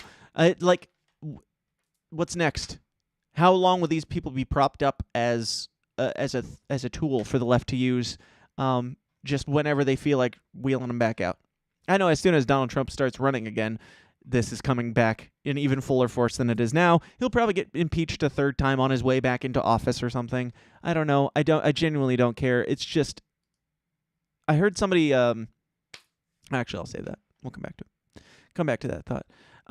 Now, what's even more interesting to me than the January 6th commission hearing nonsense bluster circus, the only part of this that I found actually interesting is that Donald Trump's Truth social media site, basically Trump Twitter, is banning people. Banning users over posts on January 6th hearings, which should surprise no one, because politicians in general, especially elitist politicians of any flavor, or any shade or anything, they always pretend like they're for free speech until that free speech is aimed at them, and then suddenly free speech isn't so important anymore. And again, this is like I have just as much of a problem with this as I have with Twitter banning people. I don't necessarily. I think an argument could be made for legality or illegality of banning people, but that's not really my argument. I think that it is book burning and it's cowardice and political strategy. It's just using all these users as pawns for their political gain and game, and I don't approve. I think it's hacky at the very least, and disgustingly dishonest and deceptive at best. So like, yeah, we've got Donald Trump on his free speech social media, Truth Social. You can't even talk about that. I don't really care about the details. I don't care how accurate that statement I just made was about you can't do it. I mean, you probably can do it. Who knows? Maybe the people that were doing it were just being flagrant douchebags and spamming or something. I don't know the situation. I don't care. I don't trust Donald Trump. I don't trust Truth Social any more than I trust Twitter. Maybe slightly, I suppose. Maybe a slight bit more. But I've never used Truth Social because hack. And especially hack, now that we know that they're not that much different. They will cater to their base, and they will ban people who they don't like. Maybe there's something to that. Maybe we all just need our own social media echo chamber to play in and leave the other people alone. I'm like, if we can compromise on that, if we can get like a solid libertarian social media platform and say none of you fags are allowed on it, then maybe I could see that. But yeah, I don't know.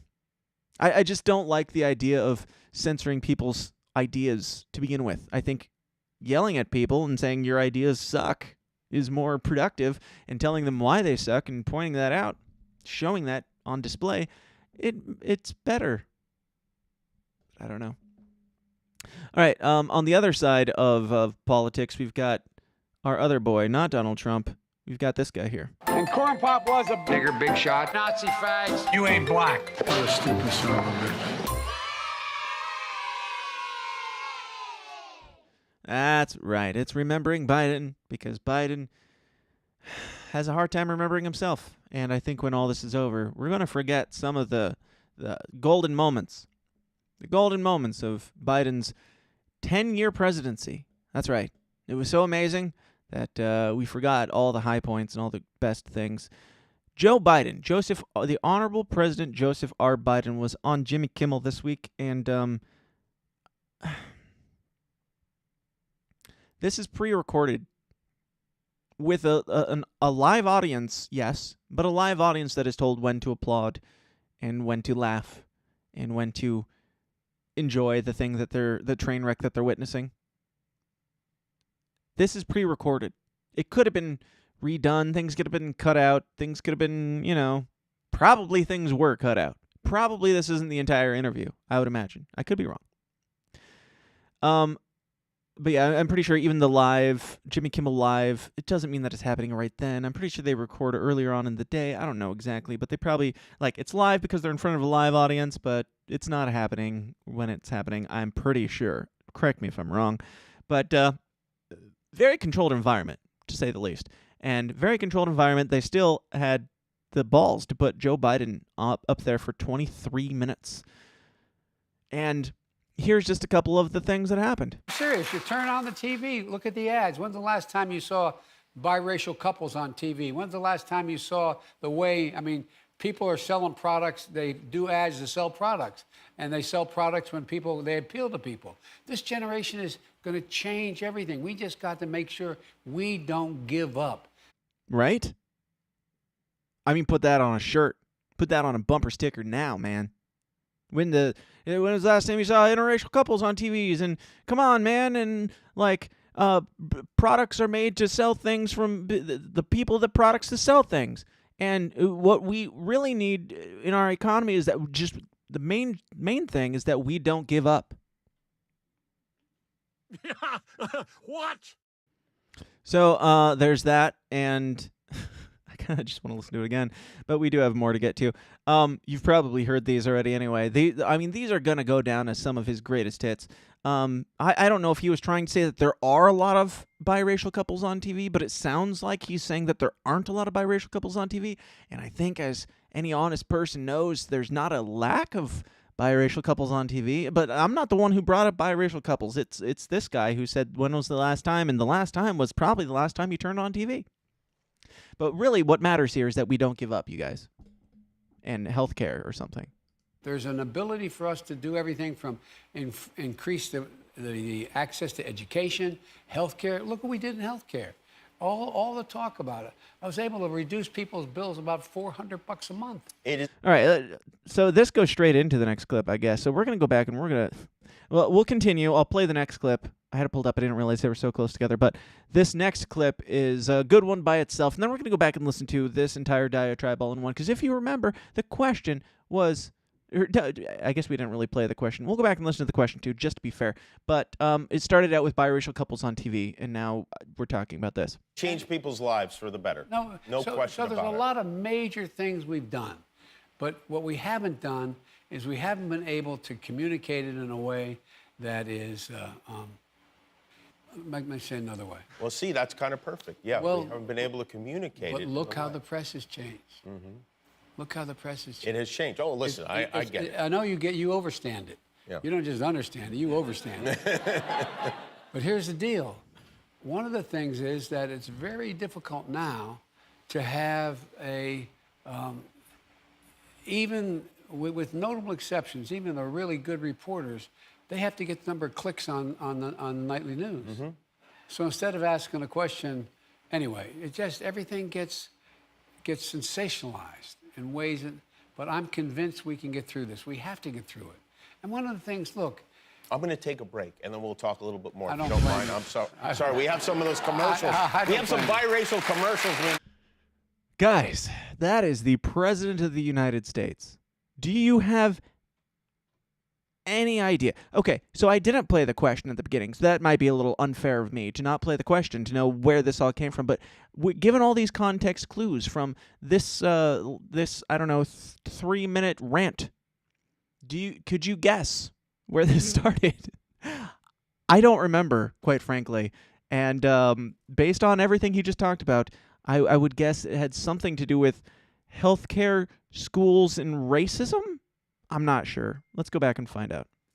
Pumping false information into our Fox, brains. Right? Or maybe calling out Fox. Or maybe it's always been this way. False information. Here in LA, a small fraction of people voted in the primary yesterday, and then everybody wants to complain about everything, and it's enough already. And I think you need to start yelling at people. Is really what I think. Well, here's what I think. Look, think about this. Look what impact the pandemic has had on people. It has had enormous impact, negative impact. So he was just told that, or asked about half the country being one way and half the country being another way, and he doesn't understand. You need to start yelling at people. So not even questions, just like, I think you need to be meaner to people. And Joe Biden's going to talk about COVID for a while. Relating to people who are feeling, not knowing where they're going, not knowing how to respond, not knowing how to Surely that's act. not where this started. And so there's a lot we can do. But please tell me there's another question. I think that we've seen such a radical shift in one party, and the ability of that party to that minority of the MAGA folks. It's like we're living in two countries at once. Yeah, and it's so, like you can believe that this man is in control of the country, or you can see before your own eyes this meltdown. That is the question, you guys. It was just, we're divided as a country. It went to COVID. And we're going to watch this again. We just have to. Share this with your friends. Clip this out, whatever. Share this right here. Pre-scripted, pre-canned questions, fake live audience that's told when to laugh and react. And this, under those controlled circumstances, when asked about the division... Okay, don't share that clip.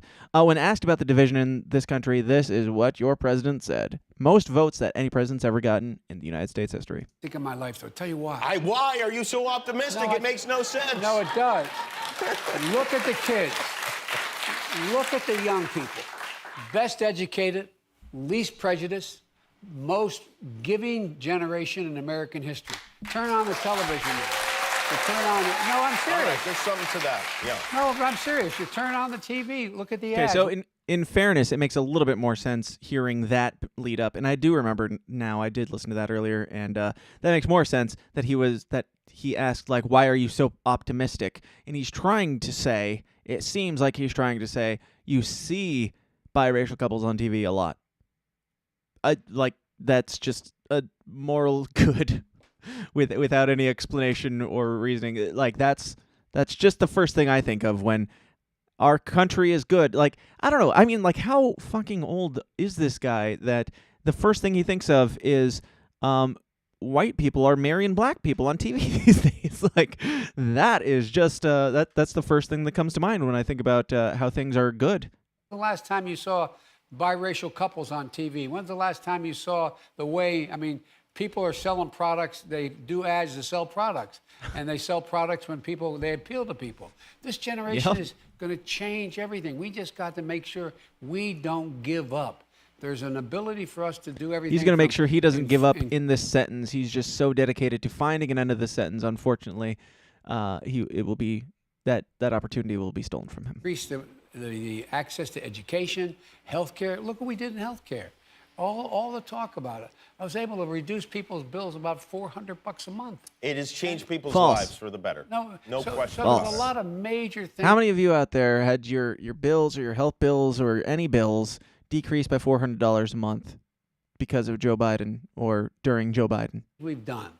But what we haven't done is we haven't been able to communicate it in a way that is, let me say another way. That's my favorite. Our biggest problem is we haven't been able to communicate it in a way that, what was I saying? Come on, man. Healthcare. Like, he just wanted, I don't know if he finished a sentence in all of this, but let me know if there's any punctuation here at all. That's kind of perfect. Yeah, we haven't been able to communicate it. Look like he's real. God bless you, Jimmy Kimmel's he's really trying to prop this guy up hard, and it's a bit of a struggle these days. Yeah, you're right. Communication is difficult. And how about, why are you so positive? And how come the country is mad at each other? Like, all these really hard hitting questions, biting questions that he's asking the president of the United States. And I just can't talk. You're good point. You're doing great. Good job, President. This has changed. Mm-hmm. Look how the press has changed. It has changed. Oh, listen, I get it. I know you overstand it. Yeah. You don't just understand it, you overstand it. You don't just understand it, you overstand it. Now, we're talking about Lizzo in the aftermath here, but because I'll probably forget this later, in Lizzo's cancellation, in her response, she uses the word overstand. I overstand it, she says. Is Lizzo taking notes from this? This is the only two places I've ever heard overstand in my entire life. And it's, first off, it's not a real phrase. I'm 97% sure. Is Lizzo taking cues from Joe Biden flopping around like a dead Bernie Weekend at Bernie's fish on stage here? Is that what's happening? I love it. It's a beautiful thing. But here's the deal. One of the things is that it's very difficult now to have even with notable exceptions, even the really good reporters, they have to get the number of clicks on nightly news. Mm-hmm. So instead of asking a question, anyway, it just, everything gets sensationalized in ways that, but I'm convinced we can get through this. We have to get through it. And one of the What are we getting through? Everything's going great.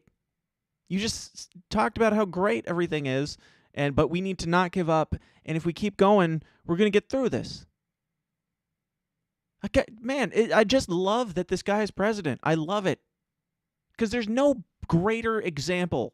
There's no, like, more obvious, like, case study of just what a politician's brain is than when it's, like, firing on only, like, half a cylinder and it's, like, petering out into an oblivion. There's never been a more politician-y politician than this right now. Like, he can't even mask his word salad.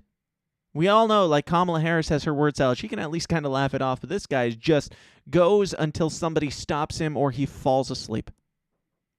And never bothers to make sense the entire time, during the entire adventure along the way. But don't worry, because Jimmy Kimmel's going to bail him out here. Just look. I'm going to take a break, and then we'll talk a little bit more, if you don't blame mind. you. I'm sorry. We have some of those commercials.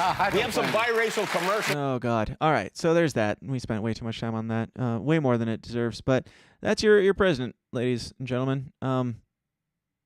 Wow. It's hard for me to even decide. It's kind of similar to how I felt about Donald Trump. It's like there's good things and there's bad things. With Donald Trump, like, the policies were better than... I mean, I found his personality humorous and some of his policies okay, at least better than than what this guy is, or anything that we've gotten. But I love that we went from Donald Trump to Joe Biden. I think it's a beautiful thing, and I don't like either one of them. But Donald Trump came and shook things up and was like, see, you don't have to be a politician-y politician. And they were like, oh, he's a racist because he's not a buttoned-up politician-y politician or whatever. And then Joe Biden comes along, they're like, oh, thank God, he's a buttoned-up politician-y politician. And then this happens.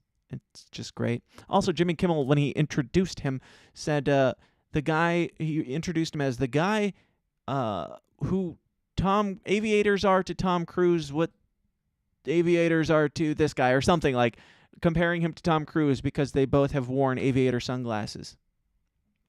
You know that there was a team of people that came up with aviator sunglasses before Joe Biden was even, running. They're like, we got to make this guy not look like a dead corpse and prop that up as long as possible. If there's ever a moment that we can put aviator sunglasses, possibly even a mask, cover that shit up, we got to do it. We got to do it. All right, so did you guys hear about this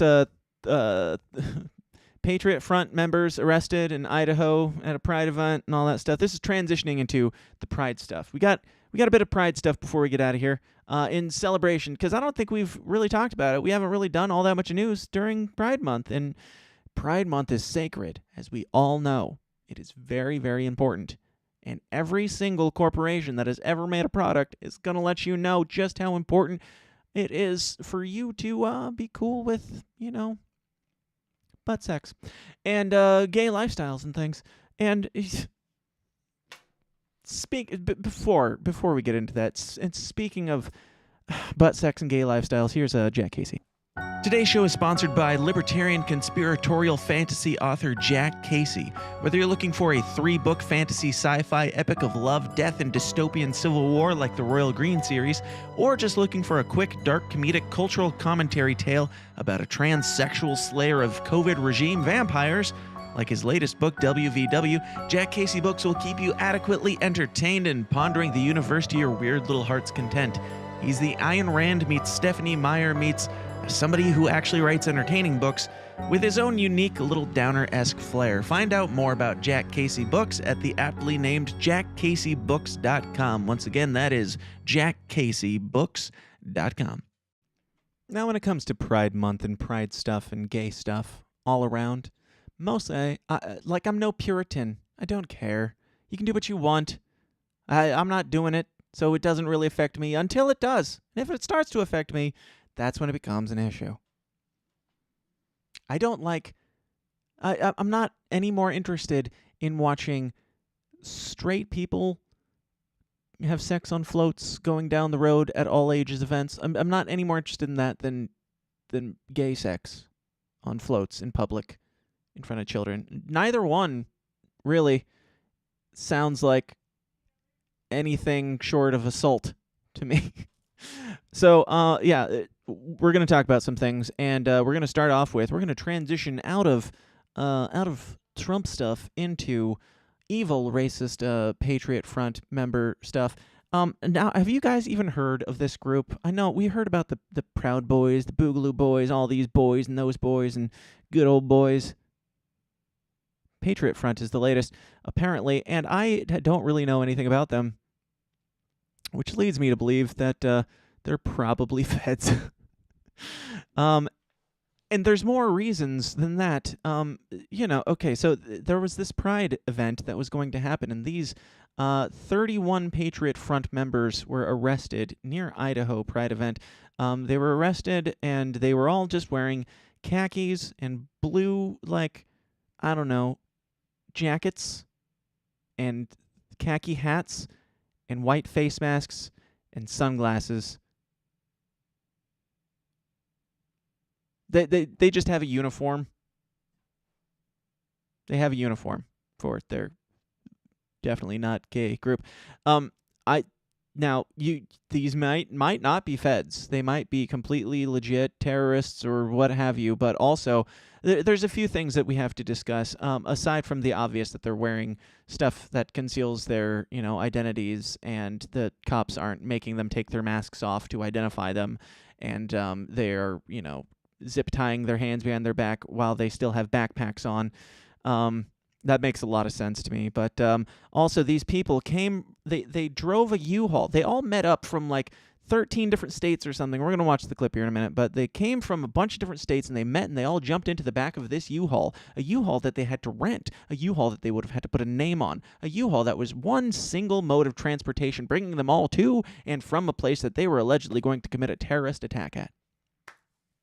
Checks out so far, right? Now, when they got there, nothing happened. It's Minority Report. They were going to. They were planning it, so it was thwarted. Good job, cops. You stopped another one. They were so close to taking over our gayness or democracy. Same thing, kind of. I don't really know, but let's watch this. On air, online, on mobile. This is Idaho On News crack. 6. Good evening and thanks for joining us. I'm Jake Garcia. New tonight, 31 men arrested in Coeur d'Alene this afternoon. He's like a, I don't know, Brian Stelter understudy. With the That's all I'm going to say about that. white supremacist group.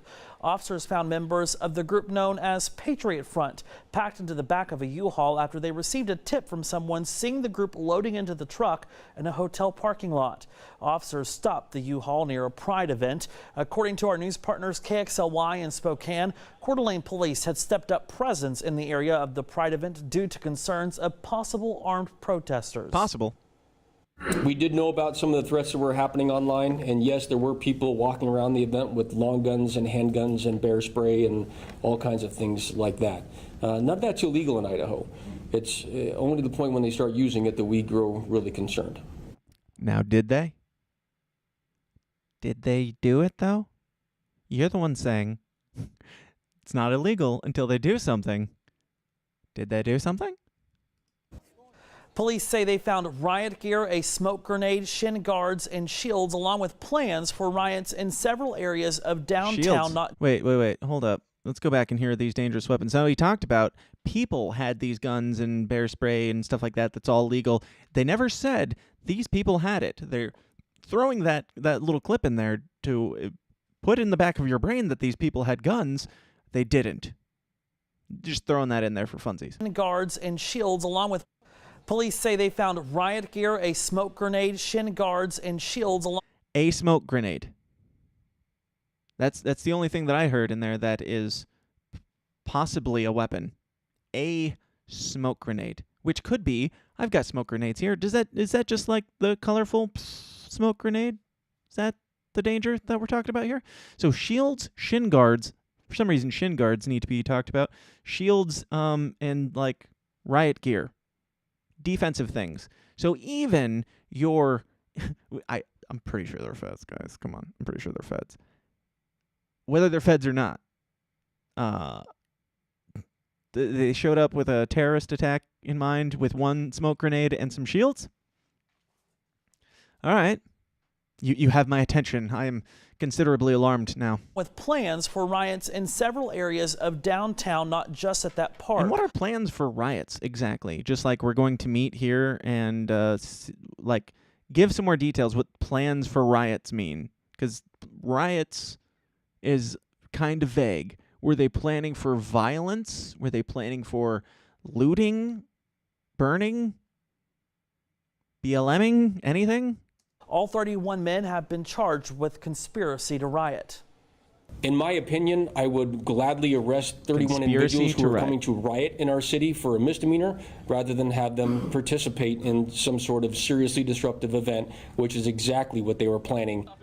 I would rather arrest people for things that we think that they're going to do than arrest them for things that they've done. That is what he just said. I'm not supporting this, especially since they're probably feds, but even if they were a white supremacist group, I definitely wouldn't support them still. Even if they were civilians or whatever, I wouldn't support this coming out dressed like this to stir shit up or anything. I guess. I don't know. It depends on what their plan was. I don't support riots, okay? But does this smell fishy to you at all? Because it smells fishy to me. There's another shot. I'm not sure if it's in here, but one of the main shots going around is like, maybe it's here. No, one of the main shots going around is like everybody's zip tied and the cops have their backs to them. This might be part of it. Like all the zip tied guys are together in a cluster and the cops are around them with their backs to these evil perpetrators of potential hypothetical riots. Is that how you normally do that, or is that how you take a nice press photo to make it look like you accomplished something? Good job, boys in blue. Yeah. And to the people who are trying to take guns away, these are the types of people that will still have them, just so you know. Also, going back to the guy who was at Brett Kavanaugh's house for his own no-knock raid or something, according to him, one of the main problems that he had with Brett Kavanaugh was that Brett Kavanaugh was, overly pro 2A, so liked guns too much. So he decided to go shoot him. Now with this, I don't know that they're feds, but if they, I mean, come on, just come on. I'm not even gonna pretend. Just come on, guys. These guys have Sarawak written all over them. Speaking of gay, because that was at a Pride event, and it's also strange to me that a bunch of, like, a white supremacist group would be going out of their way to travel across states to riot at a Pride parade in a random set. It's just very strange, but if they were mad about something, if those feds were angry about something, maybe it's things like, this has been going around all week. I know you've heard about it. I don't even like talking about it because I don't mind talking about the trans stuff, and I think there's certainly debates to be had and there's questions to be asked and answered, but when it comes to this stuff, man, I just don't even like to talk about it, but hey, it's the Uncomfortable Conversations podcast, and so, if there's a Drag Your Kids to Pride event, that's encouraging people to put their kids in front of naked, dancing, sexual beings. I just feel like it should probably be addressed sometime, since, that's, I don't know, gays, are you happy with what Pride Month has turned into with the, for lack of a better term, I guess, debauchery? Just like, I have gay friends. I don't have a problem with gay people, but I have a problem with, just sexualizing of children and general, debauchery in public. Be you gay, straight, anything in between, whatever you want to make up. There's got to be some lines somewhere, right? And I think that when you start talking about sexualizing of kids, that should be, I don't know, if the slippery slope comes to a point where left and right could agree on something, you would think pedophilia would be that point, but no, it's not. It's not. People on both sides, in fact, seem to be down with this progress to our brave new future. Protesters appear to have, this is from dailycaller.com, so that's legit. Protesters appear to have clashed with parents and other attendees of a self-described family-friendly drag show in a Dallas nightclub. The evening, titled Drag the Kids to Pride, was held at 11 a.m. at the Mr. Gay nightclub. A description of the event available on Eventbrite depicts planned events, a family-friendly spin-off of our famed champagne drag brunch. So drag brunch is not family-friendly. Drag evening at a gay nightclub, that's when it becomes family-friendly all of a sudden. The description inquires, do you want to hit the stage with the queens? We have 5 limited spots for young performers to take the stage solo with a queen of their choosing. So there's a thing behind them that reads, it's not going to lick itself. I'm sure you've seen all this stuff. I'm sure you've seen, the shoving of the dancing and the shoving stuff into underwear of people. There's another one.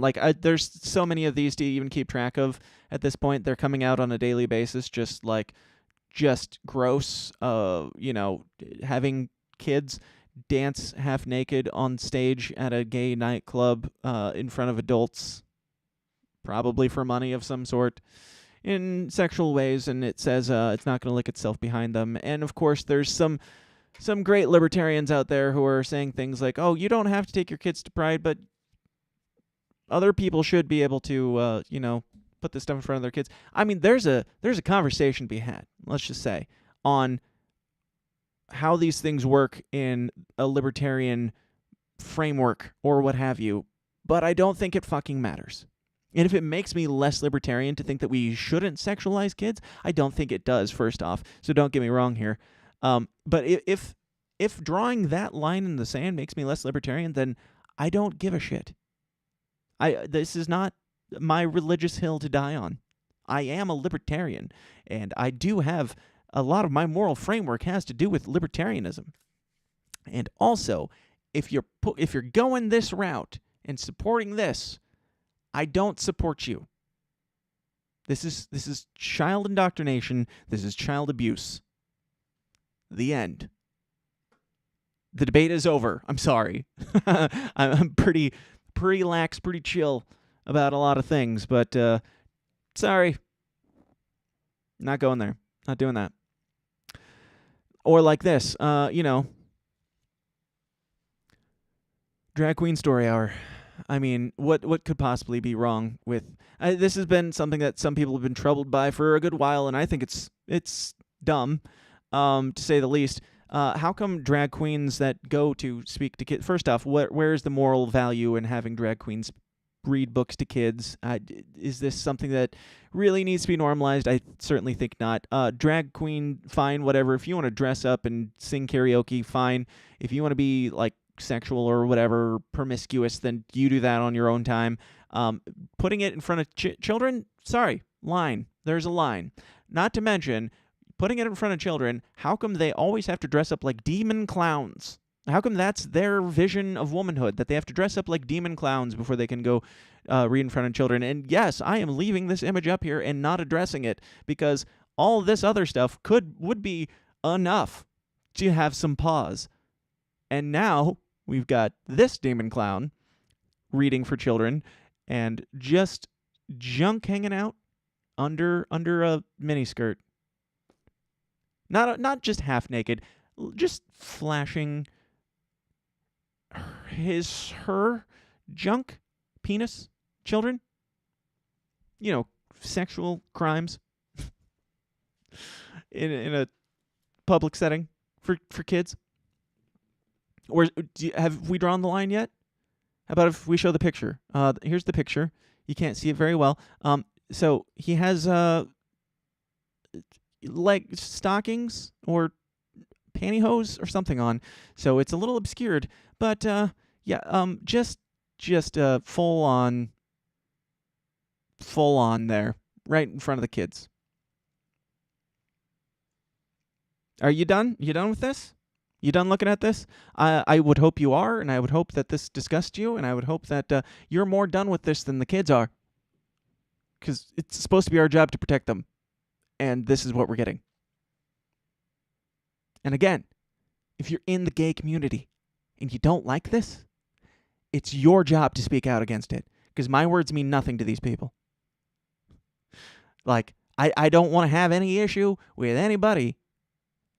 It's your job to police your own community here.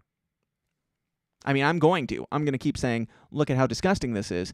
But if you don't want this to be the representation of you, then you're going to need to do some sort of Mises Caucus takeover or something of the LGBTQ community or something.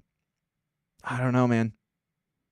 I know that I would not want to be a part of a community that encourages this type of stuff, no matter who I loved or how I felt about, gender, sexuality, or anything.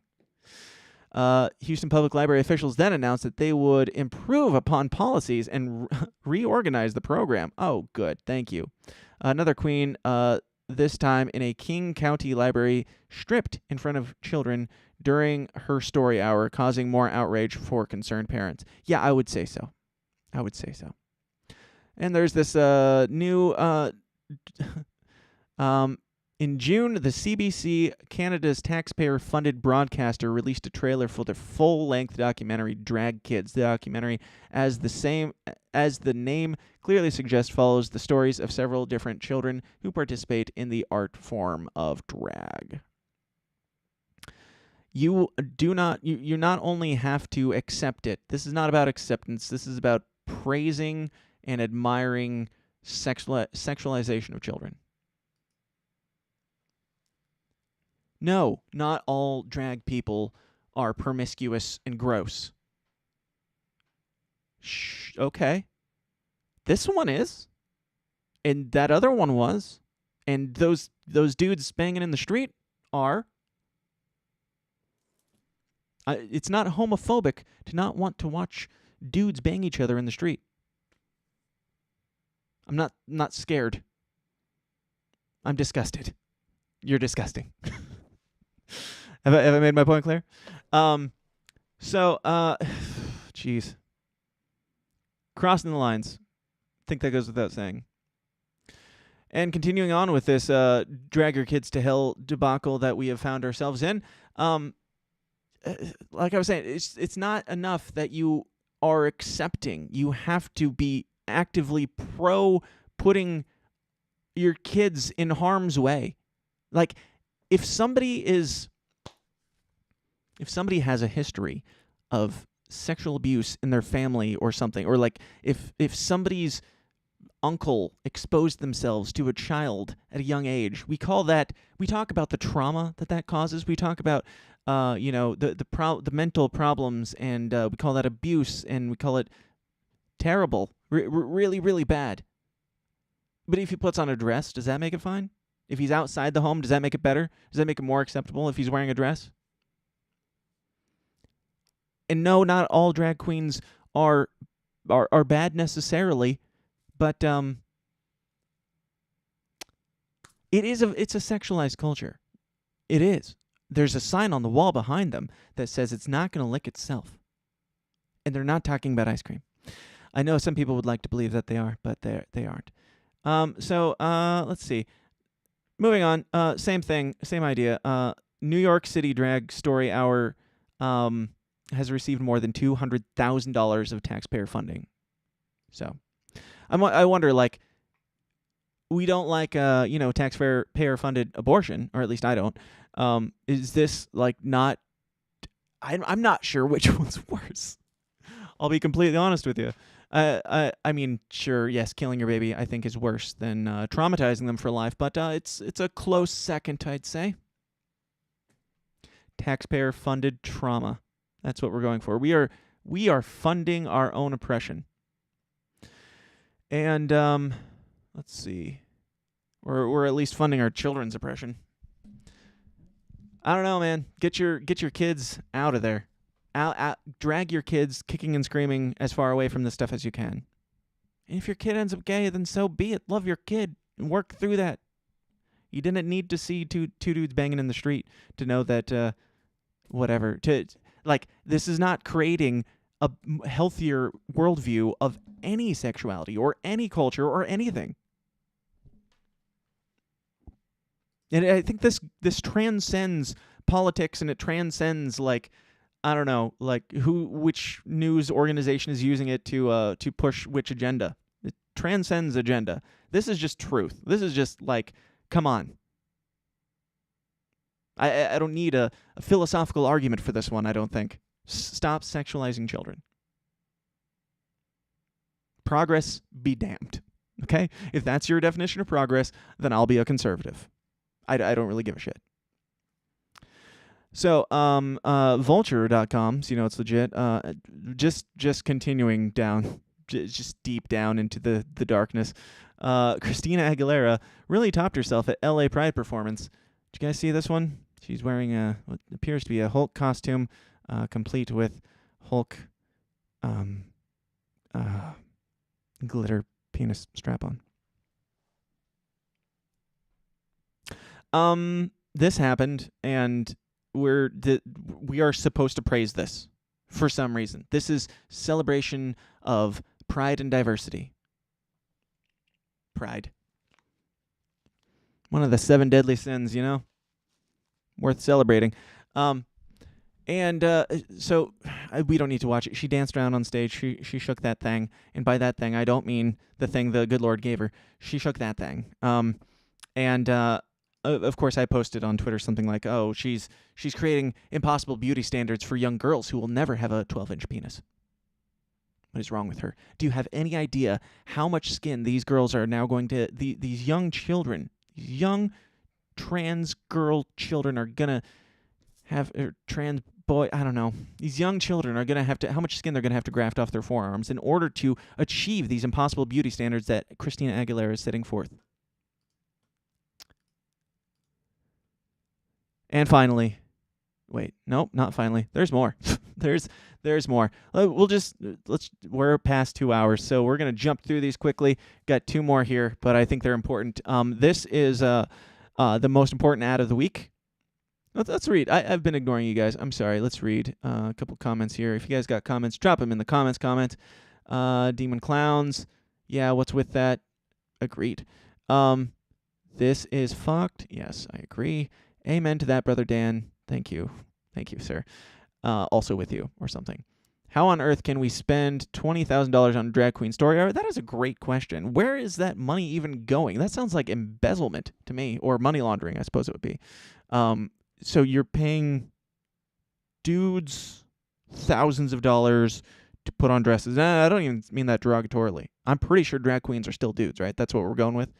Drag queens are still even societally considered dudes that just like to look like, I don't know, Far Side comic book versions of women and flash their penises to children in libraries.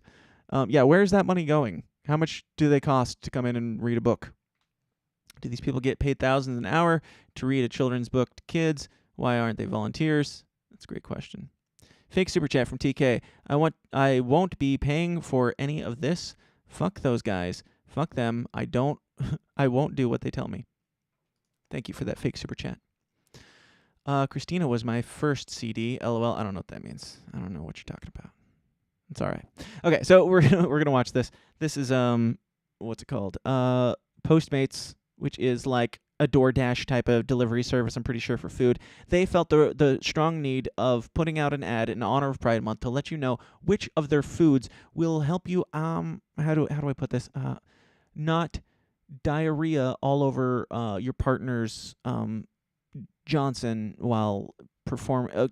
I know, it sounds ridiculous, but here we go. What are you eating this Pride? Well, if you're a top, it seems like you can eat whatever you want. But if you're a bottom, you're expected to starve? Not this Pride. Introducing the bottom-friendly menu from Postmates. We teamed up with Dr. Evan Goldstein from Bespoke Surgical to bring you a menu of bottom-friendly foods backed by science. Insoluble fiber won't help you feel cute, so avoid things like whole grains, wheat bran, cauliflower, potatoes, legumes. Hold up, are you just fully diving into those beans?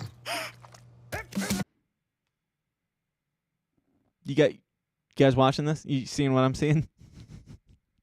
Is this too subtle? Don't eat beans. Don't eat fiber and stuff. If you're a top, you can eat.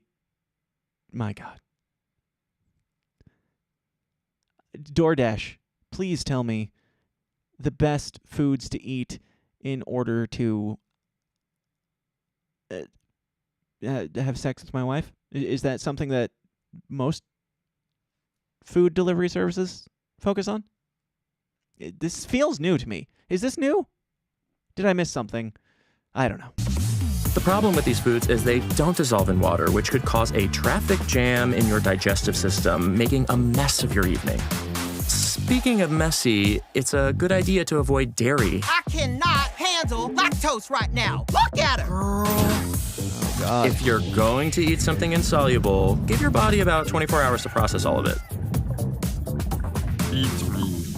Soluble fibers and protein are the key to... I can't. I'm not finishing it. I can't. It's just so dumb, and we're so far past time that this is hardly worth continuing. Bottom rights matter, says Joey Two Guns. Sure. Yep.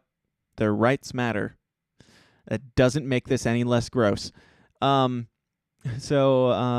Postmates posted it and said, you shouldn't miss a good meal for a good time. That's why this Pride, we've teamed up with people to create the world's first bottom-friendly menu. Yup, it's real. And somebody responded saying, honestly, this is the level of pride other corps should strive for. If you're not literally helping us have sex, can you call yourself an ally? And I'm pretty sure. But I can't confirm. I probably could confirm with a quick click on this. I feel like it's a joke, but they didn't think it was a joke. Not followed by anyone you're following. They don't have much, we're talking about somebody with 12 followers who's following 30 people who's not followed by anyone I'm following who joined May 2022. So somebody who's probably fake has no posts now? All right, so even more sus. I thought this was a joke, but it's probably just a nothing. Just a bot said that. If you're not literally helping us have sex, can you really call yourself an ally? And they Postmates responded and said, exactly, we're tired of heterosexual sex being the main focus of sexual education. Who was asking for sexual education from a food delivery service? Maybe stay in your lane or something? I don't know. I mean, the free market will provide. But what do you think? Is this I just can't. I just won't. I'm done. I'm done. I mean, you can do whatever you want. I believe in the free market. I believe you have the right, as long as you're not harming somebody else, including children. I think as long as you're not harming people, then you should be able to say things that you want. That doesn't make it less disgusting. Thinking it's gross is not being scared of it. All right, whatever. That's enough of that. The last thing that I want to talk about, and it is pertinent, and it is the title, part of the title of this episode. Oh, I didn't even mention Milo Yiannopoulos. I'm working for Marjorie Taylor Greene. Somebody brought that up in the comments earlier. Is that Milo Yiannopoulos? Yeah, I was going to talk about that, but whatever. I think Milo Yiannopoulos, I feel the same way about him as I do Donald Trump. I enjoy the lulz, and also I think Milo Yiannopoulos is a huge grifter, and he's probably still gay. Or something. I don't know. Or he never was. Or something. But he's desperate. I am excited and anxious to see what kind of shit show. I like the idea of Marjorie Taylor Greene having him not giving a shit and having him come onto her campaign to help her be a troll. I'm here for that, especially as chaotic neutral. I'm here for that show. But also I don't trust Milo Yiannopoulos even as much as I trust Marjorie Taylor Greene, which isn't a lot.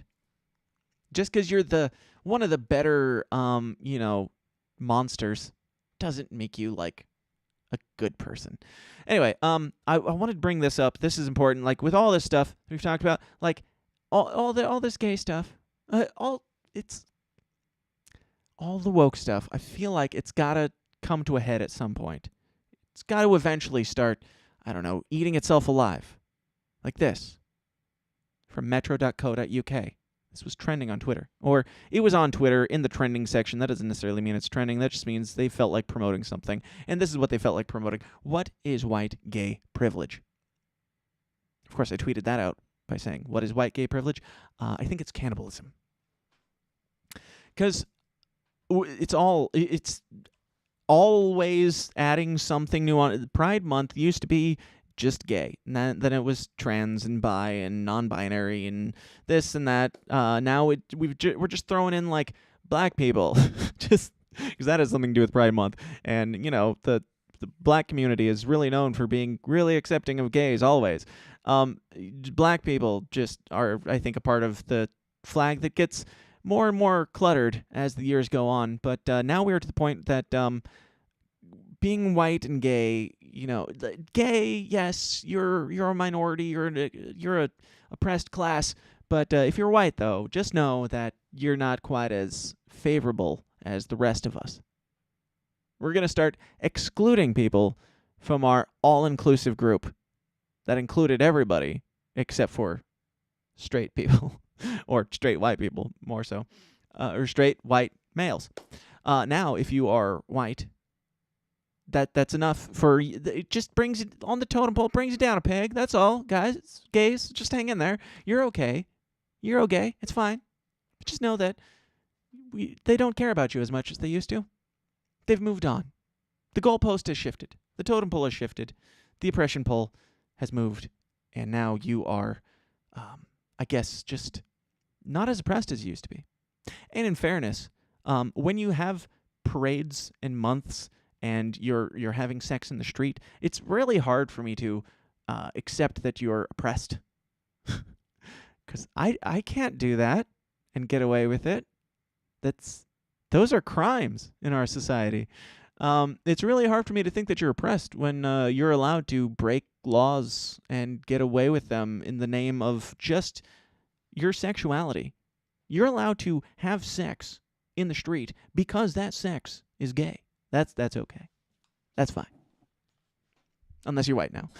So just know that, like, in a couple years or so, it's not like it's where's this shift moving to next? Next is gay is we're glad that you're gay, but we don't like that you're white.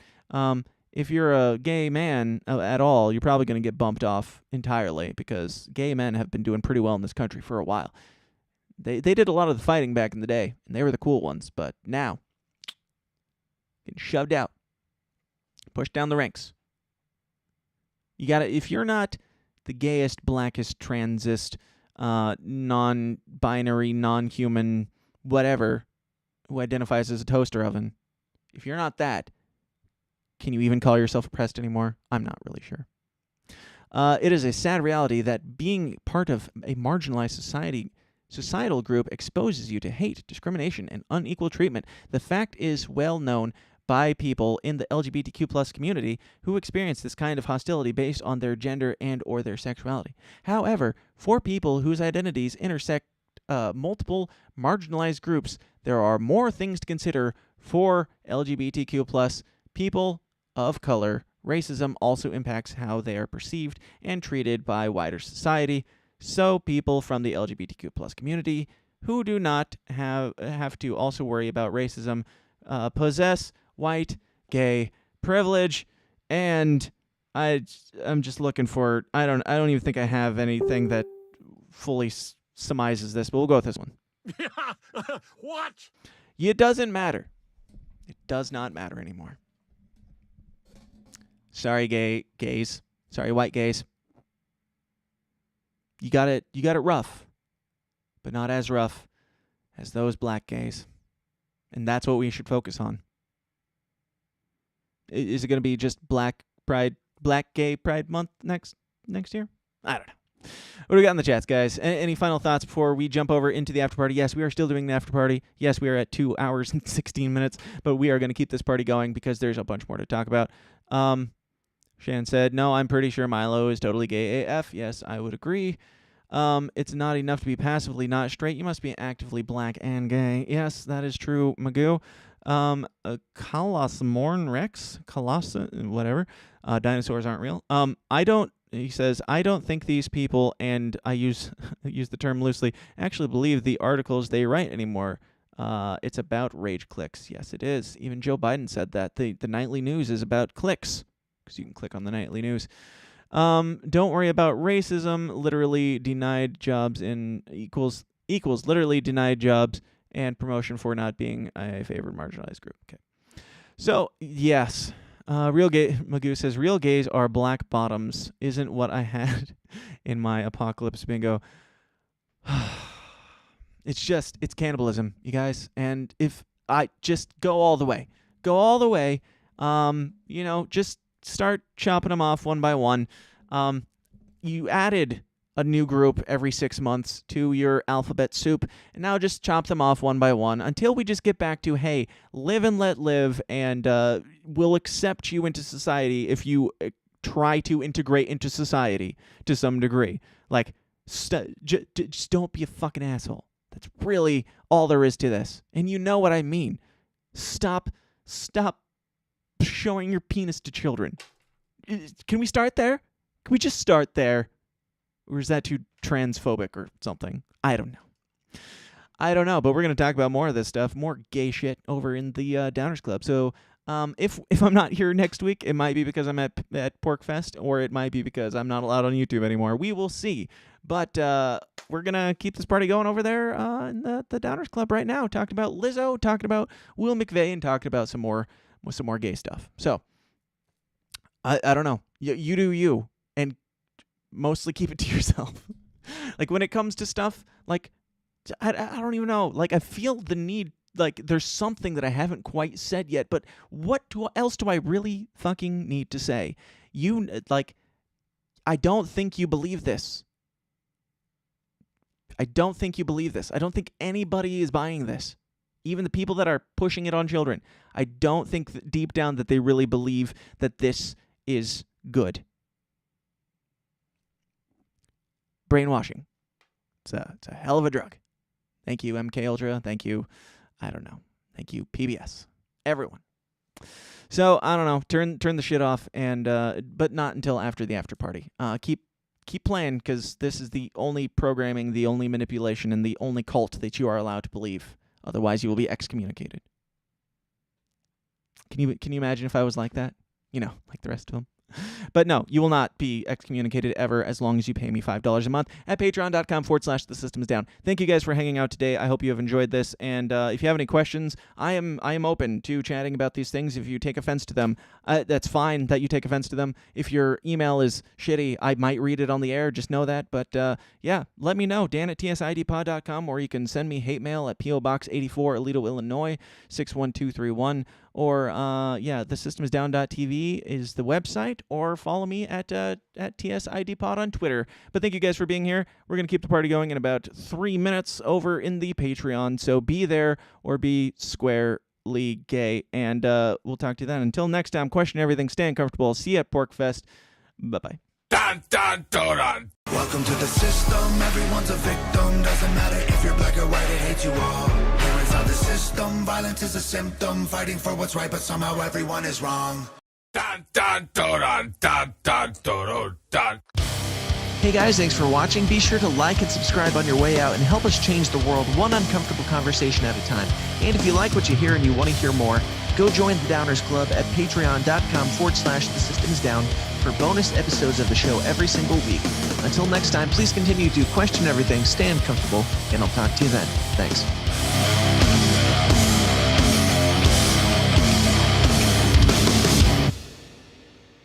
This has been a Goulash Media production. GoulashMedia.net. This concludes our broadcast day. Click.